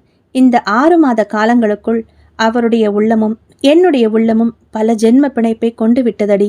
என் தாய்நாட்டை எந்த அளவிற்கு நேசிக்கிறேனோ அதே அளவுக்கு அவரை நான் நேசிக்கிறேன். அவருடைய அன்பு கிடைத்தது எனக்கு என்பதை விட இந்த பகுதி மக்களுக்கு நிரம்ப நன்மையை தரும். அது எப்படி? கேட்டாள் சுந்தரா. செல்வாக்கு மிகுந்த குடும்பத்துடன் என் சுதந்திர தாகம் சேரும்போது அந்த குள்ளநரி கூட்டத்தை எதிர்க்கும் பலம் அதிகரிக்கும் அல்லவா? என்னுடைய தூய்மையான காதலால் என் நபரின் இதயத்தை மாற்றிவிட்டேன். அவரும் நம்முடன் சேர்வதற்கு சம்மதம் சொல்லிவிட்டார். இன்றைக்கு கூட புரட்சி கூட்டம் நடைபெறுவதற்கு தங்களுடைய ஜமீன் மாளிகையின் ஒரு பகுதியையே ஒதுக்கி தந்திருக்கிறார் என்றால் பார்த்து கொள்ளேன். ஆங்கிலேயர்கள் அந்த இடத்தை வேவு பார்க்க முடியாதல்லவா? நாளை என் தந்தையுடன் வந்து பேசப்போவதாக தெரிவித்திருக்கிறார். எங்கள் திருமணம் மட்டும் நடந்தால் ஆங்கிலேயருக்கு எதிரான எங்களது கை ஓங்கும், பலம் பெறும். சுதந்திர போராட்டங்கள் எங்கும் தங்கு தடையின்றி நடைபெறும். விரைவில் அந்த அந்நிய படையை மக்கள் சக்தியுடன் சேர்ந்து எதிர்த்து நாட்டை விட்டு வெளியேற்றுவோம் பார். கன்னியம்மாளின் பேச்சில் சற்று ஆவேசம். ஜமீன் மாளிகை வந்துவிட்டிருந்தது. புது வண்ணப்பூச்சில் மரங்கள் அடர்ந்து காணப்பட்ட மாளிகையை நெருங்கினர் இருவரும். கன்னியம்மாள் நின்றாள். சரி சுந்தரா, நான் செல்லுகிறேன். பின்வாசல் வழியாக சின்ன ஜமீன்தார் எனக்காக காத்து கொண்டு நிற்பார். என்னுடைய மற்ற புரட்சி கூட்டத்தாரும் வந்து விட்டிருப்பார்கள். நீ செல் என சொல்லிவிட்டு திரும்ப முயன்றவளை கன்னி என அழைத்து திருப்பினாள் சுந்தரவல்லி. என்னடி? எனக்கு என்னமோ மனதே சரியில்லை. பேசாமல் திரும்பி என்னுடன் வந்துவிடேன். சொன்ன தோழியின் தோளில் புன்னகையுடன் கை வைத்தாள் கன்னியம்மாள். சுந்தரா, என் அன்பு தோழி, உன் மனம் எனக்கு புரிகிறதடி. எனக்கு எதுவும் ஆகாது. அப்படியே ஆனாலும் அது இந்த உடலைத்தான் பாதிக்குமே தவிர என் உள்ளத்தை அல்ல. அதனுள் இருக்கும் ஆத்மாவை அல்ல. அதன் தேசப்பற்று என்னும் நெருப்பை அல்ல. அது பெரு நெருப்பாக கொழுந்துவிட்டு எரியும் பொழுது எந்த சக்தியும் அதனை நெருங்க முடியாது. என்னை நான் பார்த்து கொள்வேன், கலங்காதே. கூட்டம் முடிந்தவுடன் அவரே என்னை வீட்டிற்கு அழைத்து வந்து விட்டுவிடுவதாக சொல்லியிருக்கிறார். நீ கவலைப்படாமல் செல். சொல்லிவிட்டு மாளிகையின் பின்புற கதவை நோக்கி நடக்க ஆரம்பித்தாள் கன்னியம்மாள். ஏனோ சுந்தராவுக்கு அவளை இனிமேல் பார்க்கப் போவதில்லை என தோன்றியது. அத்தியாயம் 15. மாளிகையின் பின்வாசல் கதவு விரிய திறந்து கிடந்தது. எங்கும் இருள் சூழ்ந்திருந்தது. பன்னீர் பூக்கள் கீழே மண்ணில் சிதறி கிடப்பது அந்த இருட்டிலும் வெள்ளை முத்துக்களாய் கண்ணுக்கு தெரிந்தது. காற்றில் பவழமல்லி பன்னீர் பூக்களின் வாசமும் பச்சை மரங்களின் வாசமும் குப் என்று எழுந்து மூச்சை அடைத்தது. ஏராளமான புதர் செடிகள் பின்புறம் மண்டி கிடந்தன. கன்னியம்மாள் தன்னுடைய கையில் இருந்த வாளால் அவற்றை ஒதுக்கி விட்டவாறு வேக வேகமாக நடந்து இரும்பு வாசலை நெருங்கினாள். வாசலின் அருகே யாரோ நிழல் உருவமாக நின்றிருந்தார்கள். யாரது என்றாள் மெல்லிய ஆனால் கம்பீர குரலில். கன்னி, நான் தான் என்றது குட்டியப்பனின் குரல். வந்துவிட்டீர்களா? எங்கே உங்களை காணோமே என பார்த்தேன். எங்கள் ஆட்களெல்லாம் வந்துவிட்டார்களா? மாடன், மலைத்தேவன், சங்கரி, தேவவல்லி, குணசேகர தலைவர், தொட்டப்பன் அவள் கேட்க குட்டியப்பனின் தலை வேகமாக ஆடியது. ஆமாம் ஆமாம், அவர்களெல்லாம் எப்பொழுதோ வந்துவிட்டார்கள். நீதான் தாமதம். உனக்காக காத்து கொண்டிருக்கின்றனர். சீக்கிரம் வா என்றவாறு அவன் முன்னால் நடக்க கன்னியம்மாள் அவனை பின்தொடர்ந்தாள். பின்புறமாக நடந்து சென்று ஓரிடத்தை அடைந்தான். ஜமீன் மாளிகையே இருளின் பிடியில் இருந்தது. 1-2 நிலவிளக்குகள் எண்ணெயை இழந்து இப்பவோ அப்பவோ என மினுக்கிக் கொண்டிருந்தன. அவற்றின் வெளிச்சமும் குறைவாகத்தான் தெரிந்தது. நடந்து வந்து ஓரிடத்தில் நின்ற குட்டியப்பன் கன்னியம்மாளின் தோளை தொட்டான். கன்னி, அதோ பார், கை காட்டினான். அந்த இடத்தில் கன்னியம்மாள் நோக்கினாள். பெரிய கொட்டாரம் ஒன்று தெரிந்தது. குதிரைகள் மற்றும் யானைகளுக்காக அமைக்கப்பட்ட கொட்டாரம். சுற்றிலும் இறுக்கமான படல் அமைத்து மூடப்பட்டிருந்தது. ஒரே இருட்டு உள்ளே. அங்கேதான் உன் ஆட்கள் இருக்கிறார்கள்.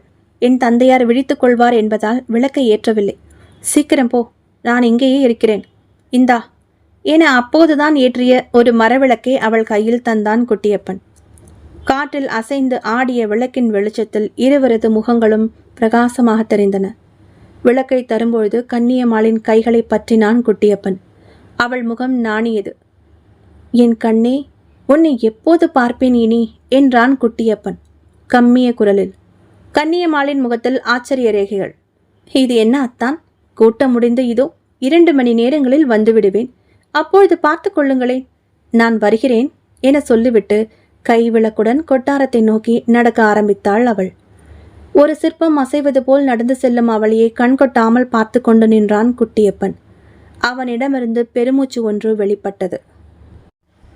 அத்தியாயம் 16.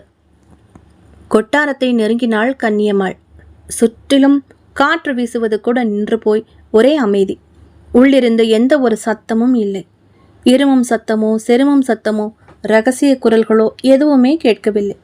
கன்னியம்மாவுக்கு அது ஒன்றும் வியப்பை தரவில்லை. வழக்கமாக இது மாதிரி இரகசிய கூட்டங்கள் நடைபெறும் இடத்தில் சிறு சலசலப்பும் எதிரிகளுக்கு நம்மை காட்டி கொடுத்துவிடும் என்பதால் முடிந்தவரை அமைதியாகவே இருப்பார்கள்.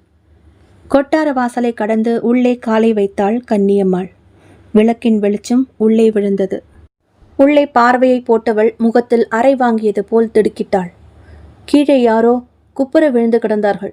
அவசரமாக குனிந்து உட்கார்ந்து அந்த உடலை புரட்டினாள். அதிர்ந்தாள். அது தலைவர் குணசேகரனின் உடல். கழுத்தறுப்பட்டு விழிகள் நிலை குத்தி இறந்து கிடந்தார். அவளுக்கு தந்தை போன்றவர். அவளுடைய சுதந்திர தாகத்தை ஊட்டி வளர்த்தவர். பாஞ்சாலங்குறிச்சி படையை சேர்ந்தவர். கன்னியம்மாளின் விழிகள் அகலமாகின. கோபத்தில் உடல் நடுங்கியது. விழிகள் சிவந்தன. மரவிளக்கை எடுத்து அதன் திரியை தூண்டிவிட்டாள். அந்த கொட்டாரம் கூடுதல் பிரகாசத்துடன் தெரிந்தது. அந்த விளக்கொளியில் அவள் கண்ட காட்சி மிக பயங்கரமானதாக இருந்தது.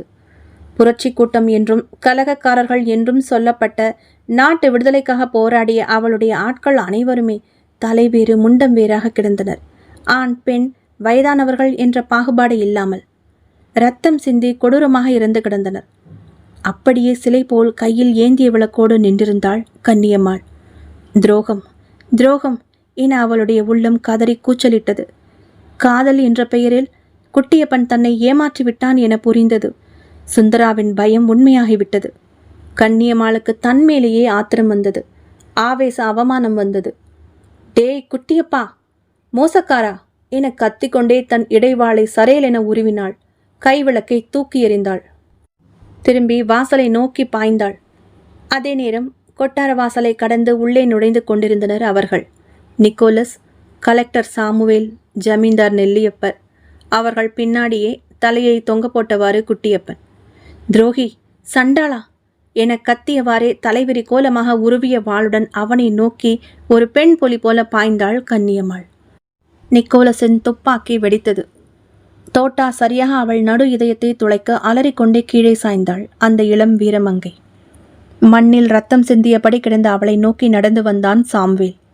அவனை பார்த்ததும் உக்கிரத்துடன் எழ முயன்றாள். அவள் கையில் இருந்த வாளை வெடுக்கென பிடுங்கினான் சாம்வேல். என் உருவ பொம்மையின் தலையையா வெட்டினாய்? புவர் கேர்ள், இப்போது பார் உன் நிலையை என்றவாறு வாளை ஓங்கி அவளுடைய தலையை நோக்கி வீசி இறக்கினான் சாம்வேல். கன்னியம்மாளின் தலை உருண்டு குட்டியப்பனின் காலில் விழுந்தது. குட்டியப்பன் முகத்தை வேறு புறம் திருப்பிக் கொண்டான். நகர்ந்து தள்ளி நின்றான். நெல்லியப்பர் அவன் தோளை தட்டினார். இதோ பார் குட்டியப்பா, பிறந்ததிலிருந்து இன்றுதான் நீ ஒரு நல்ல காரியம் செய்திருக்கிறாய். உன் காதலை விட்டு கொடுத்து நம் பரம்பரைக்கே ஆங்கிலேய அரசிடம் ஆதாயம் தேடி கொடுத்து விட்டாய். இந்த புரட்சி கும்பலை பிடித்து கொடுத்தால் அரசாங்கத்தால் எடுத்துக்கொள்ளப்பட்ட நம்முடைய நிலங்கள் எல்லாம் விடுவிக்கப்பட்டு விடும் மற்றும் நம் பரம்பரைக்கு வரி விலக்கு என்ற அரசின் பேரம் நமக்கு எவ்வளவு பெரிய சன்மானம், அரிய வாய்ப்பு. நல்ல வேளையாக உன் காதலை என்னிடம் சொன்னாய். அதே நேரம் நிக்கோலஸும் நம்மிடம் உதவி கேட்டு வந்தார். திட்டம் போட்டோம். இவளை வைத்து மொத்த சதிகார கும்பலையும் பிடித்து ஒப்படைத்தாகிவிட்டது. இனி இவளை நினைத்து வருந்தாதே. ஆதாயம் என்று வரும்பொழுது நாம் அதைத்தான் பார்க்க வேண்டும். இவர்கள் எல்லாம் போராட்டம் செய்தா விடிய போகிறது. இனி ஆங்கிலேய அரசுதான் நம் நாட்டை என்றும் ஆளப்போகிறது. அவர்களுடைய பீரங்கி படையுடன் யாராலும் மோத முடியாது. உன் மனதை தேற்றிக்கொள்ளப்பா. தகுந்த இடத்தில் உனக்கு நான் பெண் பார்க்கிறேன். இந்த புரட்சிக்காரியை மறந்துவிடு. இவ்வளவையும் அடங்கிய ஆனால் அழுத்தந்திருத்தமான குரலில் சொல்லி முடித்தார் நெல்லியப்பர். என்ன சொல்கிறார் உங்கள் மகன்? கலெக்டர் சாம்வேல் கேட்க சமாளித்தார் ஜமீன்தார். அதெல்லாம் ஒன்றுமில்லை துரை. இந்த பிணங்களை என்ன பண்ணுவது என கேட்கின்றான். சாம்வேல் யோசித்தான். நிக்கோலஸிடம் திரும்பினான். உன் கருத்து என்ன நிக்கோலஸ்? இந்த பிணங்களை இங்கு கொட்டாரத்துடன் சேர்த்து எரித்து விடலாம். புரட்சிக்காரர்கள் சதி ஆலோசனை பண்ணும்போது தீப்பிடித்து அனைவரும் எரிந்து விட்டதாக கூறிவிடலாம். ஐயோ, அப்படி செய்தால் நாங்களும் சதியில் உடந்தை என உங்கள் அரசாங்கம் கேள்வி கேட்குமே, அலறினார் ஜமீன்தார். கலெக்டர் பெரிதாக சிரித்தான். நான் எதற்கு இருக்கிறேன்? உங்களுக்கும் இதற்கும் எந்த சம்பந்தமும் இல்லை. உங்கள் வீட்டு வேலைக்காரர்களில் ஒருவன் இந்த கூட்டத்தாரோடு தொடர்பு வைத்திருந்தான். அவன்தான் இவர்களை எல்லாம் உங்களுக்கே தெரியாமல் அழைத்து வந்திருக்கிறான் என சொல்லிவிட்டால் போகிறது. அதற்கு தோதாக யாராவது ஒருவனை ஏற்பாடு செய்யுங்கள். அவன் கூற நெல்லியப்பர் யோசித்தார். தோட்டக்கார மாயாண்டை நினைவுக்கு வந்தான். தோட்டத்தில் படுத்து உறங்கிக் கொண்டிருந்த அவனை பிடித்து வந்து கதற கதற துப்பாக்கிக்கு இரையாக்கினார்கள் அந்த கொடுங்கோலர்கள். பிணங்கள் மீது எண்ணெய் ஊற்றி நெருப்பு வைத்துவிட்டு அனைவரும் வெளியே வந்தனர். நிக்கோலஸ் தீப்பந்தத்தை கொட்டாரத்தின் மேலே வீசி எறிந்தான். நெருப்பு மளமளவென பற்றி எரிய ஆரம்பித்தது. குட்டியப்பனின் பார்வை துண்டிக்கப்பட்ட கன்னியம்மாளின் தலையை பார்த்தது. நெருப்பு வெளிச்சத்தில் பார்த்தவன் சகலமும் திடுக்கிட்டு உறைந்து போனான். கன்னியம்மாளின் தலை நகர்ந்து நகர்ந்து அவனை நோக்கி திரும்பிக் கொண்டிருந்தது. முழுவதுமாக அவனை நோக்கி திரும்பியது. விழிகள் வெறித்திருந்தன. அவளுடைய உதடுகள் அசைந்தன. உங்கள் யாரையும் நான் விடமாட்டேன். தீயின் நாக்குகள் அதற்குள் அவள் தலையை பற்றி விழுங்க ஆரம்பித்தன. மறைந்து நின்றவாறே எல்லாவற்றையும் கண்ணெதிரே கண்டு விழிகள் நீரில் மிதக்க கத்த கூட திராணியின்றி உறைந்து போய் நின்றிருந்தாள் சுந்தரா. அத்தியாயம் 17.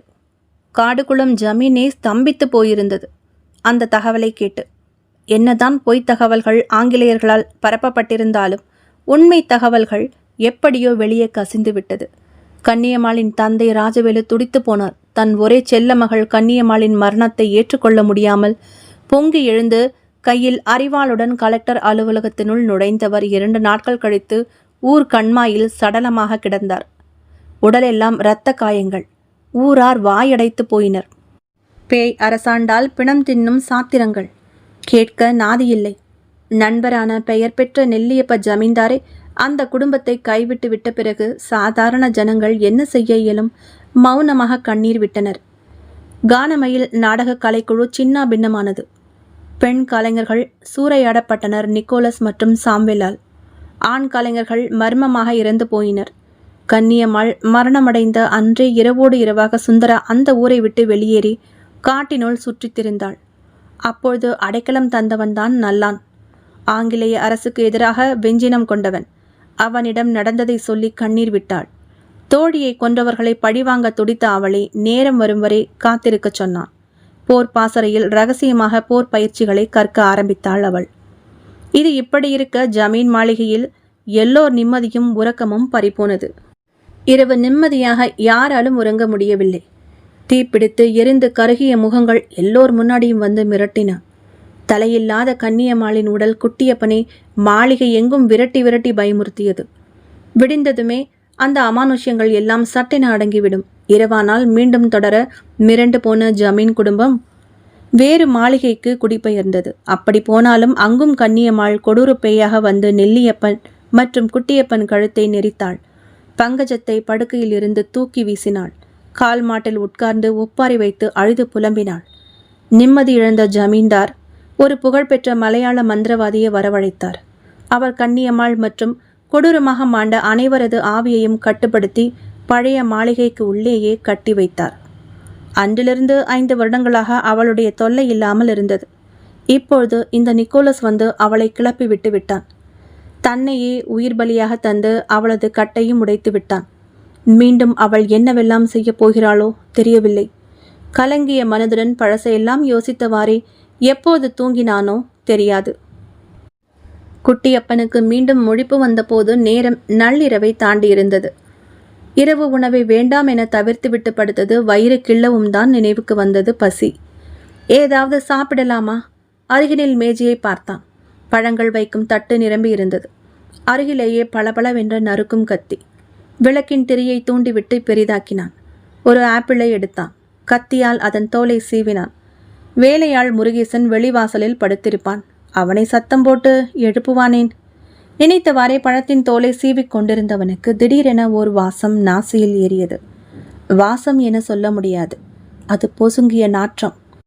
பிணம் எரியும்போது உண்டாகும் பொசுங்கல் நாற்றம். கப்பென நெஞ்சை அடைத்தது. வியர்த்து வழிந்தான் குட்டியப்பன். ஜல் ஜல் என்ற சலங்கை ஓசை அறைக்கு வெகு அருகாமையில் வெளியே கேட்டது. பழத்தையும் கத்தியையும் தூக்கி எறிந்தான் குட்டியப்பன். வேகமாக கட்டிலின் கீழே போய் பதுங்கிக் கொண்டான். உடல் வெடவெடவென நடுங்கியது. அவ்வளவு போர் பயிற்சிகளையும் கற்று தெளிந்திருந்தாலும் கன்னியம்மாள் இருந்த பிறகு அவை எதுவுமே குட்டியப்பனுக்கு எந்த விதத்திலும் உதவவும் இல்லை, தைரியம் தரவும் இல்லை. நாளாக நாளாக அவன் தன் தைரியத்தை இழந்து கொண்டிருந்தான். நிக்கோலஸின் கொடூர மரணம் அவனை முற்றிலும் கோழையாக்கி இருந்தது. காதலிப்பது போல் நடித்து கன்னியம்மாளை ஆங்கிலேய அரசுக்கு காட்டிக் கொடுத்து கொன்றதை நினைத்து இப்போது வருந்தினான் குட்டியப்பன். எப்போது வேண்டுமானாலும் அவள் தன்னை நெருங்குவாள், எப்படி வேண்டுமானாலும் தன்னை கொல்லுவாள், என்ன சித்திரவதை வேண்டுமானாலும் அவள் செய்வாள் என தெரிந்து அவன் உடலும் உள்ளமும் அச்சத்தில் நடுங்கியது. சலங்கை ஒலி இப்பொழுது அறைக்குள் கேட்டது. ஜல் ஜல் என்ற ஓசை கிட்ட கிட்ட வெகு கிட்டக்க கேட்டது. விளக்கின் மங்கிய வெளிச்சத்தில் அறை வாசலில் ஒரு ஜோடி பெண்ணின் பாதம் தென்பட்டது. மருதாணியிட்டு சிவந்த பொற்சிலம்பு அணிந்த பாதங்கள். மல்லிகை மணமும் கருங்கல் நாற்றமும் ஒரு சேர மூச்சு அடைத்தது. அவள் கையில் இருந்த நீண்ட கூர்வாளின் முனை பாதங்களின் அருகே தரையை தொட்டிருந்தது. கட்டிலின் கீழே பதுங்கியிருந்த குட்டியப்பனின் இதயம் பந்தய குதிரையானது. நெஞ்சை அழுத்தி கையில் பிடித்து கொண்டான். வந்துவிட்டாள். நினைத்தால் தோன்றும் சாத்தான் போல வந்துவிட்டாள். ஐயோ, செத்து பேயாக போக பிறந்தவளையா அப்படி உருகி உருகி காதலித்தோம்? இப்படி என தெரிந்திருந்தால் அப்பனை எதிர்த்து அவளை கல்யாணம் கட்டியிருக்கலாமே. இப்படியா தினம் தினம் செத்து பிழைப்பது? எண்ண ஓட்டத்தில் இருந்த குட்டியப்பனுக்கு பக்கென்றது. அந்த பாதங்களையும் வாளையும் காணவில்லை. சற்று முன் பார்த்த இடம் வெறுமையாக தெரிந்தது. எங்கே போனாள்? ஐயோ, இது கனவா நிஜமா விளங்கவில்லையே. கட்டிலை விட்டு வெளியே வரவே பயமாக இருக்கிறதே. அச்ச புலம்பலுடன் இருந்தவன் அப்போதுதான் உணர்ந்தான் அவனுடைய புறங்கழுத்தில் சூடான மூச்சுக்காற்று விழுந்து கொண்டிருப்பதை. நீண்ட ஆவேச பெருமூச்சு ஒன்று வெகு அருகில் பின்புறமிருந்து கேட்டது. இதயம் துடிப்பை ஒரு கணம் நிறுத்தியது. ஹக்கென அதிர்ந்தவாறே மெதுவாக கழுத்தை திருப்பினான். வெகு அருகில் இருட்டில் ஆரஞ்சு நிற தகிக்கும் முகத்தோடு தலைவிரி கோலமாக படுத்துக்கொண்டும் புன்னகைத்து இமைகளை படபடவென கொட்டி கொண்டும் இனிமையாக கேட்டாள் கன்னியம்மாள். என்ன அத்தான், யாருக்காக காத்து கொண்டு இருக்கிறீர்கள்? எனக்காகவா? நான் தான் வந்துவிட்டேன். எப்படி சரியாக கண்டுபிடித்து விட்டேன் பார்த்தீர்களா? என்ன இது ஒளிந்து விளையாட்டு? வாருங்கள் போகலாம். வாருங்கள் போகலாம் என அவள் கடைசி வாக்கியத்தை சொல்லும்போது அவளது குரலின் தன்மை மாறியிருந்தது. 2-3 குரல்கள் கலந்து ராட்சசத்தனமாக ஒலித்தன. ஆவென வாயை திறந்து அலறினான் குட்டியப்பன். அதை கேட்டதும் தனது வாயை திறந்து கன்னியம்மாளும் அலறினாள். அவளுடைய வாய் நெஞ்சு வரை நீண்டு பற்கள் வெளித்தள்ளியது. சடார் என அலறிக்கொண்டிருந்த குட்டியப்பனின் மேல் ஒரு பிசாசை போல் பாய்ந்தாள் கன்னியம்மாள்.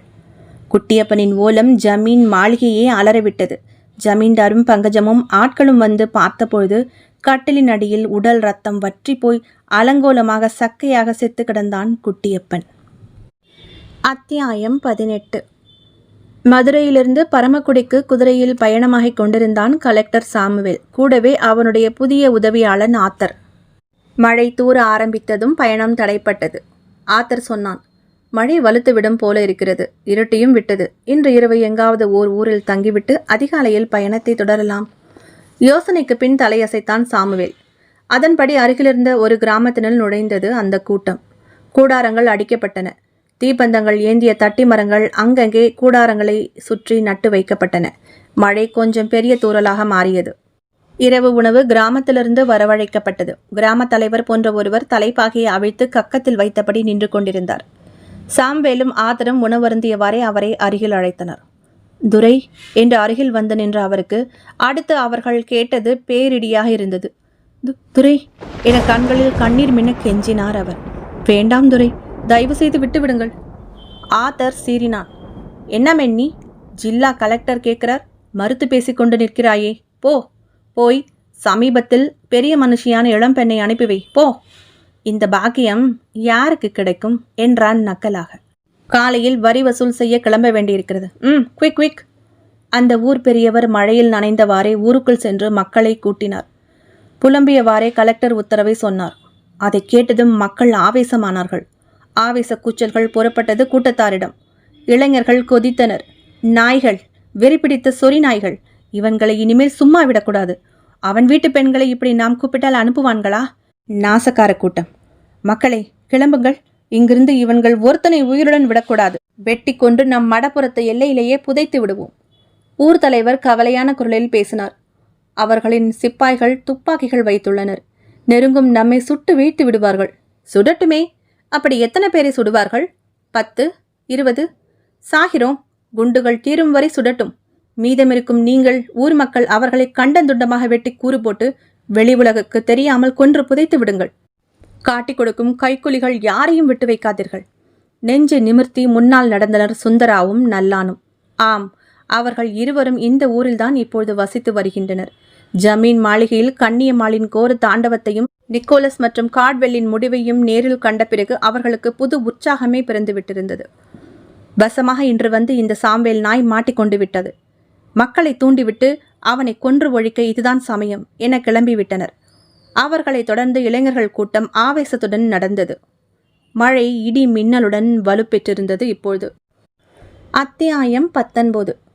சாம்வேல் மதுபோதையில் கூடாரத்தினுள் தற்காலிகமாக போடப்பட்டிருந்த மெத்தையினுள் புரண்டு கொண்டிருந்தான். எரிச்சலாக வந்தது.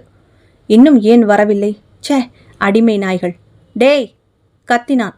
சிப்பாய்கள் ஓடி வந்தனர். கிராமத்தினுள் போய் யாராவது இளம்பெண்ணை அழைத்து வாங்களடா. அப்படியே அந்த ஊர் தலைவனை சுட்டு வீழ்த்து விட்டு வாருங்கள், மடையன். சிப்பாய்கள் சல்யூட் அடித்துவிட்டு கிளம்பி சற்று தூரம் நடந்திருப்பார்கள். தட்டென நின்றனர். பொழியும் மழை நீர் முகம் உடலெங்கும் வழிந்தவாறு இடுப்பில் குடத்துடன் ஒரு பெண் காட்டுவாசி உடையில் எதிர் திசையில் போய்க் கொண்டிருப்பது மின்னல் ஒளியில் தெரிந்தது. மான் சிக்கிக் கொண்டு விட்டது, நமக்கு நடை மிச்சம் சொல்லி சிரித்தவாறே அவள் அருகே நெருங்கினர் 2 சிப்பாய்களும். இந்தா பொண்ணு நில்லு, ஆங்கிலத்தில் கத்தினான் அந்த சிப்பாய். அவள் டக்கென நின்றாள். நீண்ட கூந்தலை கொண்டையாய் முடிந்து சுற்றி ஒரு தாழம்பூவை சொருகியிருந்தாள். கழுத்தில் கருப்பு நிற பாசி மாலை. ஜாக்கெட் அணியாமல் புடவையை சுற்றி கழுத்தோடு சேர்த்து பிணைத்திருந்தாள். முழங்கால் வரை இருந்தது புடவை. காலில் தண்டை அணிந்திருந்தாள். இந்தா கேர்ள், குடத்துல தண்ணீர் இருக்குதா? அவள் பதிலேதும் பேசாமல் குடத்தை அவர்கள் பக்கம் திருப்பி நீட்டினாள். தழும்ப தழும்ப தண்ணீர் இருந்தது. குட். எங்கள் கலெக்டர் துரைக்கு தண்ணீர் தாகமாக இருக்கிறது, கொண்டு வந்து கொடு. நட. அதற்கு நான் இதற்கு? நீங்களே எடுத்துக்கொண்டு போய் கொடுங்கள். அவள் குடத்தை நீட்டினாள். அது எப்படி முடியும்? நீ தருவது போல் இருக்குமா? ஒருவன் கேலி குரலில் பேசினான். சரி சரி, கிளம்பு கிளம்பு, நீதான் வர வேண்டும், இல்லை என்றால் உன்னை சுட்டு விடுவோம். ஒருவன் துப்பாக்கியை அவளை நோக்கி நீட்டி பயமுறுத்தினான். ஓஹோ, அப்ப சரி, வாங்க போலாம் என்று அவள் திரும்பி அவர்களுடன் நடந்தாள். மின்னல் பளிர் பளிர் என தெரித்தது. கூடாரம் வந்தது. சிப்பாய்கள் உள்ளே சென்றுவிட்டு வெளியில் வந்தனர். இந்தா பொண்ணு, உள்ளே போ என சொல்லிவிட்டு அவர்கள் சென்று அவர்களுடைய கூடாரத்தினுள் நுழைந்து கொண்டனர். அந்த பெண் சாம்வேலின் கூடாரத்தினுள் உள்ளே நுழைந்தாள். இடியும் மின்னலும் படு பயங்கரமாக இருந்தது. அரை மணி நேரம் கழித்து மழை விட்டிருந்தது. அதே நேரம் ஊரார் ஆவேசத்துடன் தீப்பந்தங்களுடன் கூடாரம் இருந்த பகுதியை நெருங்கினர். நல்லானும் சுந்தராவும் முன்னால் நடந்தவர்கள் தட்டென அப்படியே நின்றனர். தீப்பந்தங்களின் ஒளியில் அங்கே அவர்கள் கண்ட காட்சி இரத்தத்தை உறைய வைத்தது. கூடாரங்கள் கந்தல் கந்தலாக கிழிக்கப்பட்டு கிடந்தன. அருகில் இருந்த மரங்களில் கலெக்டர் சாமுவேல், ஆதர் மற்றும் வந்திருந்த அனைவரது உடல்களும் தலையில்லாமல் தலைகீழாக தொங்கியபடி காற்றில் ஆடிக்கொண்டிருந்தன. அவர்களுடைய தொங்கும் உடல்களின் கழுத்து பாகத்திலிருந்து இரத்தம் வழிந்தோடி அந்த இடத்தையே குளமாக்கி விட்டிருந்தது. எங்கோ தூரத்தில் சலங்கை சத்தம் கேட்டு அவர்களை ஜிலீரிட வைத்தது. சுந்தராவின் உதடு மட்டும், கன்னி, நீ வந்துட்டியா என்று முணுமுணுத்தது. அத்தியாயம் 20. நெல்லியப்ப ஜமீன்தார் கலகலத்து போயிருந்தார். பங்கஜமோ துவண்டு இழைத்து போயிருந்தாள். மகனின் மோசமான சாவு அவளை அரையாளாக மாற்றியிருந்தது. படுக்கை நோயாளியாக மாறியிருந்தாள் பங்கஜம். அவளுக்கு கன்னியம்மாளையோ அவள் தந்தை ராஜவேலுவையோ என்றைக்குமே பிடித்ததில்லை. மகன் அவளை விரும்புவதாக அரசல் புரசலாக தெரிந்ததுமே போயும் அந்த நாடகக்காரியை மணப்பதா ஜமீன் வம்சத்தின் பெயர் என்னாவது என்று விரும்பினாள். அதனால்தான் நிக்கோலஸ் வந்து கன்னியம்மாள் மற்றும் புரட்சி கும்பலை காட்டி கொடுக்கும்படி சொன்னபோது பேசாமல் இருந்து விட்டாள். மகனே மனம் மாறிவிட்டான், பின் என்ன என இருந்து விட்டாள். அது கூடாது மகனே, அவள் உன்னை நம்பி வருபவள், நம்பிக்கை துரோகம் செய்யாதே என்று கூட புத்துமதி சொல்ல தோன்றவில்லை. ஒழிந்தாள், மகன் விரும்பிய நாடகக்காரி என்றுதான் நினைத்தாள். ஆனால் இருந்து இப்படி பழிவாங்க பேயாக அலைவாள், தன் மகனையே ரத்தம் உறிஞ்சி சக்கையாக்கி தூக்கி வீசுவாள் என்று அவள் கனவிலும் கருதவில்லை. உண்மையிலேயே குட்டியப்பனை சக்கையாகத்தான் கண்டெடுத்தனர். அழுது அழுது கண்கள் வற்றி போயிருந்தது அவளுக்கு. கூடத்தில் இருந்த ஊஞ்சலில் சாய்ந்து படுத்திருந்தார் நெல்லியப்பர். அவருடைய கையில் ஐயனார் கோவில் பூசாரி தந்திருந்த தாயத்து கட்டியிருந்தது. மனைவிக்கும் கட்டியிருந்தார். கடந்த வாரங்களில் நடந்திருந்த சாமுவேல் மற்றும் அவருடைய மகனின் கொடூர மரணங்கள் அவரை உலுக்கியிருந்தது.